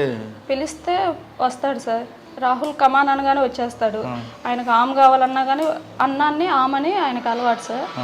అన్నం అన్నా కానీ వచ్చేస్తాడు. మిల్క్ కావాలన్నా వచ్చి చెప్తాడు, వాష్రూమ్ చెప్తాడు. వేరే వాళ్ళకి ఎవరికి చెప్పడు, ఇంకా అమ్మకి నాకే. అంటే మీ ఇద్దరిలో ఎవరో ఒకరు ఆయనతో ఖచ్చితంగా ఉండాల్సిందే. సరే, మీ ఇప్పుడు అప్పుడున్న కష్టం అలాగ ఉండేది మీకు. ఆయన ఇచ్చిన జీతమే కుటుంబం గడిచే టైంలో కూడా పేదరికంలో ఉన్న ఈ పేగుబంధం గట్టిది కాబట్టి పేదరికాన్ని ఓడిపోయింది, సిగ్గుతో వెళ్ళిపోయింది. తర్వాత ఆయన పోలీస్ ఆఫీసర్ అయ్యారు. అప్పుడు మీ పరిస్థితి ఎలా మారింది, జీవన విధానం? సార్ నార్మల్గా పోలీస్ ఆఫీసర్ అవ్వకముందు స్టడీకి వెళ్ళినప్పుడు కూడా నేను మా పేరెంట్స్ దగ్గర ఉన్నా సార్. అమ్మ నాన్న మమ్మల్ని కంప్లీట్గా టేక్ కేర్ చేశారు వాళ్ళు. మాకైతే ఎటువంటి ఇబ్బంది లేదు. అమ్మ నాన్న అలాంటి పేరెంట్స్ దొరకడం కూడా నా అదృష్టం. నేను ఒక 6 ఇయర్స్ 7 ఇయర్స్ వరకు బాబు గురించి నాకు ఎటువంటి ప్రెజర్ లేదు, ఎటువంటి స్టెయిన్ అవడానికి కూడా లేదు. అమ్మ నాన్న కంప్లీట్గా హ్యాండిల్ చేసేవాళ్ళు, కంప్లీట్గా అమ్మే చూసుకునేవాళ్ళు. నాన్న బాబుకి కావాల్సింది తీసుకొచ్చేవాళ్ళు. సార్ను కూడా ఇబ్బంది పెట్టకుండా చదువుకునేటప్పుడు సార్ హెచ్వైడీలో 2 ఇయర్స్ ప్రిపేర్ అయ్యారు. ఇంకా అందువల్ల మాకు ఎటువంటి ఇబ్బంది అనిపించలేదు. మీకు ఆ కష్టాలు అలా కొనసాగుతున్న టైంలో వీడు పుట్టాడు. అవును సార్. వీడు పుట్టగానే మీ ఆనందం ఏమొచ్చింది? చిన్న బాబు పుట్టినప్పుడు సార్, అంటే నేను ఫస్ట్ అయితే ఐ ఫార్మేషన్ ఉందా లేదా అని అడిగాను సార్. బాబుకి కూడా నేను విజయవాడ రెయిన్బోలో స్కాన్ చూపిస్తే వాళ్ళకి ఎప్పుడు నేను అదే అడిగాను. 3-4 టైమ్స్ తీపిచ్చాము. ఐ ఫార్మేషన్ ఉందా అని అడిగినప్పుడు డాక్టర్ గారు నన్ను తిట్టారనమాట. ఎందుకమ్మా ఊరిగా ఐ ఫార్మేషన్ అంటున్నావు, కన్సీవ్తో ఉన్నప్పుడు అలా స్టెయిన్గా ఫీల్ అవ్వకూడదు, హై బీపీ అలాంటివి వస్తే ఏంటి ఐ ఫార్మేషన్ అని ఐస్ మాత్రం అడుగుతున్నారు ఏంటంటే పెద్ద బాబుకి ఎలా ఉంది మేడం, అందుకనే నాకు అదొక్కటే భయము, బాడీలో ఇంటర్నల్గా అన్ని ఆర్గాన్స్ ఫామ్ అయినట్టేనా అని అడిగాను. అంతా బాగుంది, ప్రాబ్లం ఏం లేదు, ఐ ఫార్మేషన్ అయితే ఉంది, పెద్ద బాబుకి ఐస్ లేవన్నారు. కాబట్టి చిన్న బాబు పుట్టిన తర్వాత అది చూపు అనేది ఉండదు, పుట్టిన తర్వాతే చెబుతాము, ఇప్పటివరకు అయితే ఆ టెక్నాలజీ డెవలప్ లేదు, మేము చెప్పలేము అన్నారు. ఇంకా అప్పటి నుంచి నాకు అదొక టెన్షన్ ఉండేది లోన. ఇంకా బాబు పుట్టిన తర్వాత ఐస్ ఫామ్ అయిందా లేదా అని చెప్పేసి అడిగాను. ఉంది అన్నారు. ఇంకా చూసినప్పుడు బాబు అయితే కొంచెం లైట్ బ్లూ కలర్లో అనిపించారు. ఆయన క్రిష్ అని పెట్టాము ఇంక పేరు. మరి వాడు మీ కలర్ కాకుండా వేరే కలర్ వచ్చాడు కదా, కోపం రాలేదా? ఇంకా కలర్ మీద లేదు సార్. వాడు నేను చూసి ఫస్ట్ టైం అమ్మ అని పిలిచినప్పుడు ఏమవుతుంది ఫీలింగ్స్? చిన్న బాబా సార్, పెద్ద బాబు ఫస్ట్ పిలిచిన పదం అదే సార్, అమ్మాయి. అమ్మనే పిలుస్తాడు, ఇప్పటికే పిలుస్తానే ఉంటాడు. అమ్మ అమ్మమ్మ, అప్పుడప్పుడు నాన్న అంటాడు. ఓహో, అంటే వీటితో ఇప్పుడు వాడితో ఉన్న ఎఫెక్షన్ ఆ ఫీలింగ్ అయితే నాకు లేదు సార్. ఇద్దరి విషయంలో తేడా అనేది అసలు లేదు. ఇద్దరిని 2 కళ్ళుగా చూసుకుంటున్నాం. సరే అమ్మా, పోలీస్ ఆఫీసర్ అయ్యారు, కష్టాలన్నీ దేవుడు పక్కన పెట్టి ఆయన మంచి ఉద్యోగం ఇచ్చాడు. అనకాపల్లి కడప లాంటి చేసి అనకాపల్లి వచ్చారు. అనకాపల్లిలో చిన్న డిస్టర్బెన్స్ వచ్చినప్పుడు మళ్ళీ మీరు వెనక్కి వెళ్ళినట్టు అనిపించిందా? లేదు, ఈ కష్టాలు మనకి ఇచ్చాడు, మళ్ళీ దీన్ని మనం ముందుకు వెళ్దాం అని ధైర్యం తెచ్చుకున్నారు? దాని గురించి అయితే నేను ఇది కావాలని చేశారేమో అని నా ఇన్నర్ ఫీలింగ్ సార్. నేనైతే అక్కడ చూశాను కదా, సారు చాలా సిన్సియర్గా చేశారు డ్యూటీ. ఇప్పుడు సిసిఎస్లో పనిచేస్తున్నారు. సిసిఎస్లో విజిబుల్ పోలీసింగ్కు ప్రయారిటీ ఇస్తున్నారు, ప్రాపర్టీ కేసులు పెడుతున్నారు. ఫైనల్గా చెప్పండి, విశాఖపట్నం మీ ఉన్న ఏరియాలో దొంగతనాలు జరగకుండా అంటే ఎవరి తరం ఆపడం ఎవరి తరం కాదు, ప్రజల వైపు నుంచి మీకు ఎలాంటి సహకారం కావాలి? ప్రజల వైపు నుంచి సహకారం ఒకటే సార్. ఎందుకంటే మేము ఎక్కువ దొంగతనాలు జరిగినప్పుడు అబ్జర్వ్ చేసేది ఒకటే సార్, ఇంటికి తాళం వేస్తారు, తాళం ఎక్కడో షూలోనో చెప్పుల స్టాండ్లోనో పెట్టేసి వెళ్ళిపోతారు. ఇంతకుముందు పిల్లోస్ కింద పెట్టేవారు కదా, ఇప్పుడు మానేశారా? అదే సార్. తర్వాత బీరువా తాళం వేస్తారు, బీరువా తాళం కూడా బీరువా పక్కనే ఉన్నటువంటి హ్యాంగర్కి తగిలిస్తారు. ఈజీగా ఉండండి దొంగకి. కొన్నిసార్లు అయితే బీరువాకే పెట్టేస్తారు. ఇట్లా పెట్టేయడం వల్ల వాళ్ళకు కూడా చాలా ఈజీ అయిపోతుంది. ఎందుకంటే దొంగలకి తెలుస్తూ ఉంటుంది ఎక్కడ నార్మల్గా జనాలు టెండెన్సీ తాళాలు పెట్టే టెండెన్సీ ఒకటి తెలుస్తూ ఉంటుంది. తర్వాత రెండోది, ఎవరన్నా ఇప్పుడు అదే ఏరియాలకి సంబంధించిన దొంగలు కానీ లేదంటే పలానా వ్యక్తి ఇంట్లో దొంగతనం చేయాలని టార్గెటెడ్ దొంగలు ఉంటారు సార్. ఈ టార్గెటెడ్ దొంగలకి మనోళ్ళు ఏం చేస్తారంటే వాట్సాప్లోనో ఫేస్బుక్లో ఎప్పటికో తిరుపతి వెళ్తారు, తిరుపతి వెళ్ళి అక్కడి నుంచి స్టేటస్ పెడతారు గుండు కొట్టించుకొని. ఇప్పుడు అది తెలిసిన దొంగ చూస్తాడు స్టేటస్, లేరా తిరుపతిలో ఉన్నారా అయితే ఇంటికి వెళ్ళొచ్చు అంటే ఇట్లా జనాలు ఇన్ఫర్మేషన్స్ ఇస్తూ ఉంటారు సార్. అదొకటి కొంచెం అవి తగ్గించుకుంటే బాగుంటుంది. తర్వాత సేఫ్టీ అంటే కొంచెం ఎక్కువ ల్యాక్స్ ఆఫ్ అమౌంట్ ఉన్నప్పుడు లాకర్స్ యూజ్ చేసుకుంటే బాగుంటుంది. తర్వాత మేము చెప్తున్నాం సార్, ఎప్పుడైనా సరే ఊరు వెళ్ళినప్పుడు లాక్డ్ హౌస్ మానిటరింగ్ సిస్టమ్ అని చెప్పేసి పోలీస్ డిపార్ట్మెంట్ మేమే ఇంట్లో సీసీ కెమెరా పెట్టేస్తాం. మీరు ఎప్పుడైనా ఒక వారం ఊరు వెళ్తున్నారు మాకు చెప్తే, కన్సర్న్ ఎస్హెచ్ఓకి చెప్తే అక్కడ ఒక సీసీ కెమెరా మీ ఇంట్లో పెట్టేస్తాం. మీ ఇంట్లో పెట్టేసి ఆ సీసీ కెమెరాను మా కంట్రోల్ రూమ్లో చూస్తూ ఉంటాం. చూసినప్పుడు మీ ఇంట్లోకి మీరు కాకుండా ఎవరు వచ్చినా మాకు ఆ సీసీ కెమెరాలో కనపడుతూ ఉంటాం. దొంగ వచ్చాడంటే కనుక ఇమీడియట్గా అక్కడ ఉన్నటువంటి ఎవరైతే బ్లూ కోల్స్ రక్షక తిరుగుతూ ఉంటాయో వాళ్ళని మేము అలర్ట్ చేస్తాం, వాళ్ళు ఇమీడియట్గా వెళ్ళిపోతారు. జనాలు అది కూడా చేయట్లేదు సార్. మాకు ఇన్ఫర్మేషన్ ఏంటమ్మా, ఎప్పుడన్నా ఊరు వెళ్ళేటప్పుడు మీ ఇంట్లో వాల్యుబుల్ వస్తువులు పెట్టుకున్నప్పుడు కంపల్సరీ ఇన్ఫర్మేషన్ ఇస్తే మేము ఇంట్లో సీసీ కెమెరా ఫిట్ చేస్తాం, టెంపరీ సీసీ కెమెరా ఉంటాం. మళ్ళీ వచ్చాక మేము అది తీసేసుకుంటాం. అంటే రెంట్ బేస్లో అండి లేదా ఫ్రీగా? ఫ్రీనే సార్, అది రెంట్ బేస్ ఏం కావచ్చు. ఫ్రీగా చేసేసి మేము లాక్డ్ హౌస్ మానిటరింగ్ సిస్టమ్ అని చెప్పారు. తర్వాత సిపి గారి యొక్క మానిటరింగ్ అనేది చాలా హై లెవెల్లో ఉంటుంది సార్. అంటే హై లెవెల్ అనేదానికంటే గ్రాస్ రూట్ లెవెల్లో ఉంటుంది. అంటే అసలు ఒక మనిషి నైట్ తిరుగుతున్నాడంటే ఇన్ డీటెయిల్గా అడుగుతారు, అసలు ఎవరు ఎందుకు తిరుగుతున్నారు, ఈ టైంలో ఏం పని అతనికి, ఇంతకుముందు ఏమైనా అఫెన్సెస్ ఉన్నాయా, ఒక ఫింగర్ ప్రింట్స్ అన్నీ చెక్ చేశారా, అతను CCTNS అని చెప్పేసి ఉంటుంది సార్. మనకి ఎవరైనా కేసులు ఉంటే కనుక దాంట్లో తెలుస్తూ ఉంటుంది. అందులో డేటా వెరిఫై చేశారా, అతను ఆ టైంకు ఎందుకు వచ్చాడు, ఒక రీజన్ చెప్పాడంటే సార్ నేను పలానా కార్ డ్రైవర్ని, పలానా వ్యక్తి దగ్గర కార్ డ్రైవింగ్ చేస్తూ నేను వచ్చానని చెప్పేసి అంటే ఇమీడియట్గా ఆ కారు ఓనర్కి ఫోన్ చేయండి. ఫోన్ చేసేసి అతను నైట్ ఈ టైంలో ఎందుకు తిరుగుతున్నాడో కనుక్కోండి, డ్యూటీ నుంచే వస్తున్నాడా లేదంటే ఇంకేదన్నా మనకు అబద్ధం చెప్పాడు. అంటే అంత గ్రాస్ రూట్ లెవెల్లో సార్ మానిటర్ చేయడం అనేది నిజంగా ఎక్స్ట్రాడినరీ సార్. అది మాకు కూడా అంటే ఇన్ ఫ్యూచర్లో మేము కూడా మంచి ఆఫీసర్లుగా ఎదిగినప్పుడు ఇంత భయంకరమైన మానిటరింగ్ చేయాలా, ఇంత గ్రాస్ రూట్ లెవెల్కి, ఇంత మైక్రో లెవెల్కి వెళ్ళాలా అని చెప్పేసి త్రివిక్రమ్ వర్మ సార్ని చూసినప్పుడు, సిపి సార్ని చూసినప్పుడు నేనైతే అది నేర్చుకున్నాను సార్ దగ్గర నుంచి. విశాఖపట్నంలో దొంగతనాలు జరగకుండా ఉండాలంటే కేవలం పోలీసుల బాధ్యత కాదు, ప్రజలు కూడా బాధ్యత వహించాలంటున్నారు సునీల్ కుమార్ గారు. ఇది కేవలం పోలీసులు నెట్టకుండా మీ వంతుగా మీరు కొన్ని సూచనలు, పోలీసులు ఇచ్చిన సూచనలు కానీ పాటిస్తే దొంగతనాల నివారణ చాలా ఈజీగా ఉంటుందని చెప్తున్నారు. ఇక సునీల్ కుమార్ గారి దంపతుల విషయానికి వస్తే, పేగుబంధం ముందు అంటే కన్న తల్లి పేగుబంధం ముందు పేదరికం సిగ్గుతో తలదించుకొని పారిపోయింది. వికలాంగులు పుడితేనే హాస్టల్స్లో పెడుతున్నా లేదా పుట్టిన బిడ్డని వెంటనే బొడ్డు కూడా కొయ్యకుండా చెట్టు పొదల మధ్యన పారేస్తున్న ఈ కాలంలో పుట్టిన బిడ్డ వికలాంగుడు కాదు, మానసిక వికలాంగుడు అని తెలిసిన కూడా ఆ తల్లిదండ్రులు పేదరికం పక్కన పెట్టి వాళ్ళిద్దరిని ఇప్పటికీ సాగుతున్నారు. ఏ హాస్టల్లోనో ఏ అనాథాశ్రమంలో ఇవ్వకుండా ప్రతి తల్లిదండ్రులు శ్యామల గారిని ఒక రోల్ మోడల్గా ఎంచుకోవాలనేదే నా ప్రధాన ఉద్దేశం. ఇది ఈ వారం సునీల్ కుమార్ గారు, శ్యామల గారు ఎక్సలెంట్ ఇంటర్వ్యూ. వచ్చే వారం మరొక ఇష్టం మళ్ళీ కలుద్దాం. అంతవరకు నమస్తే. నీకు మరొకసారి అంత గ్రేట్ మీరు.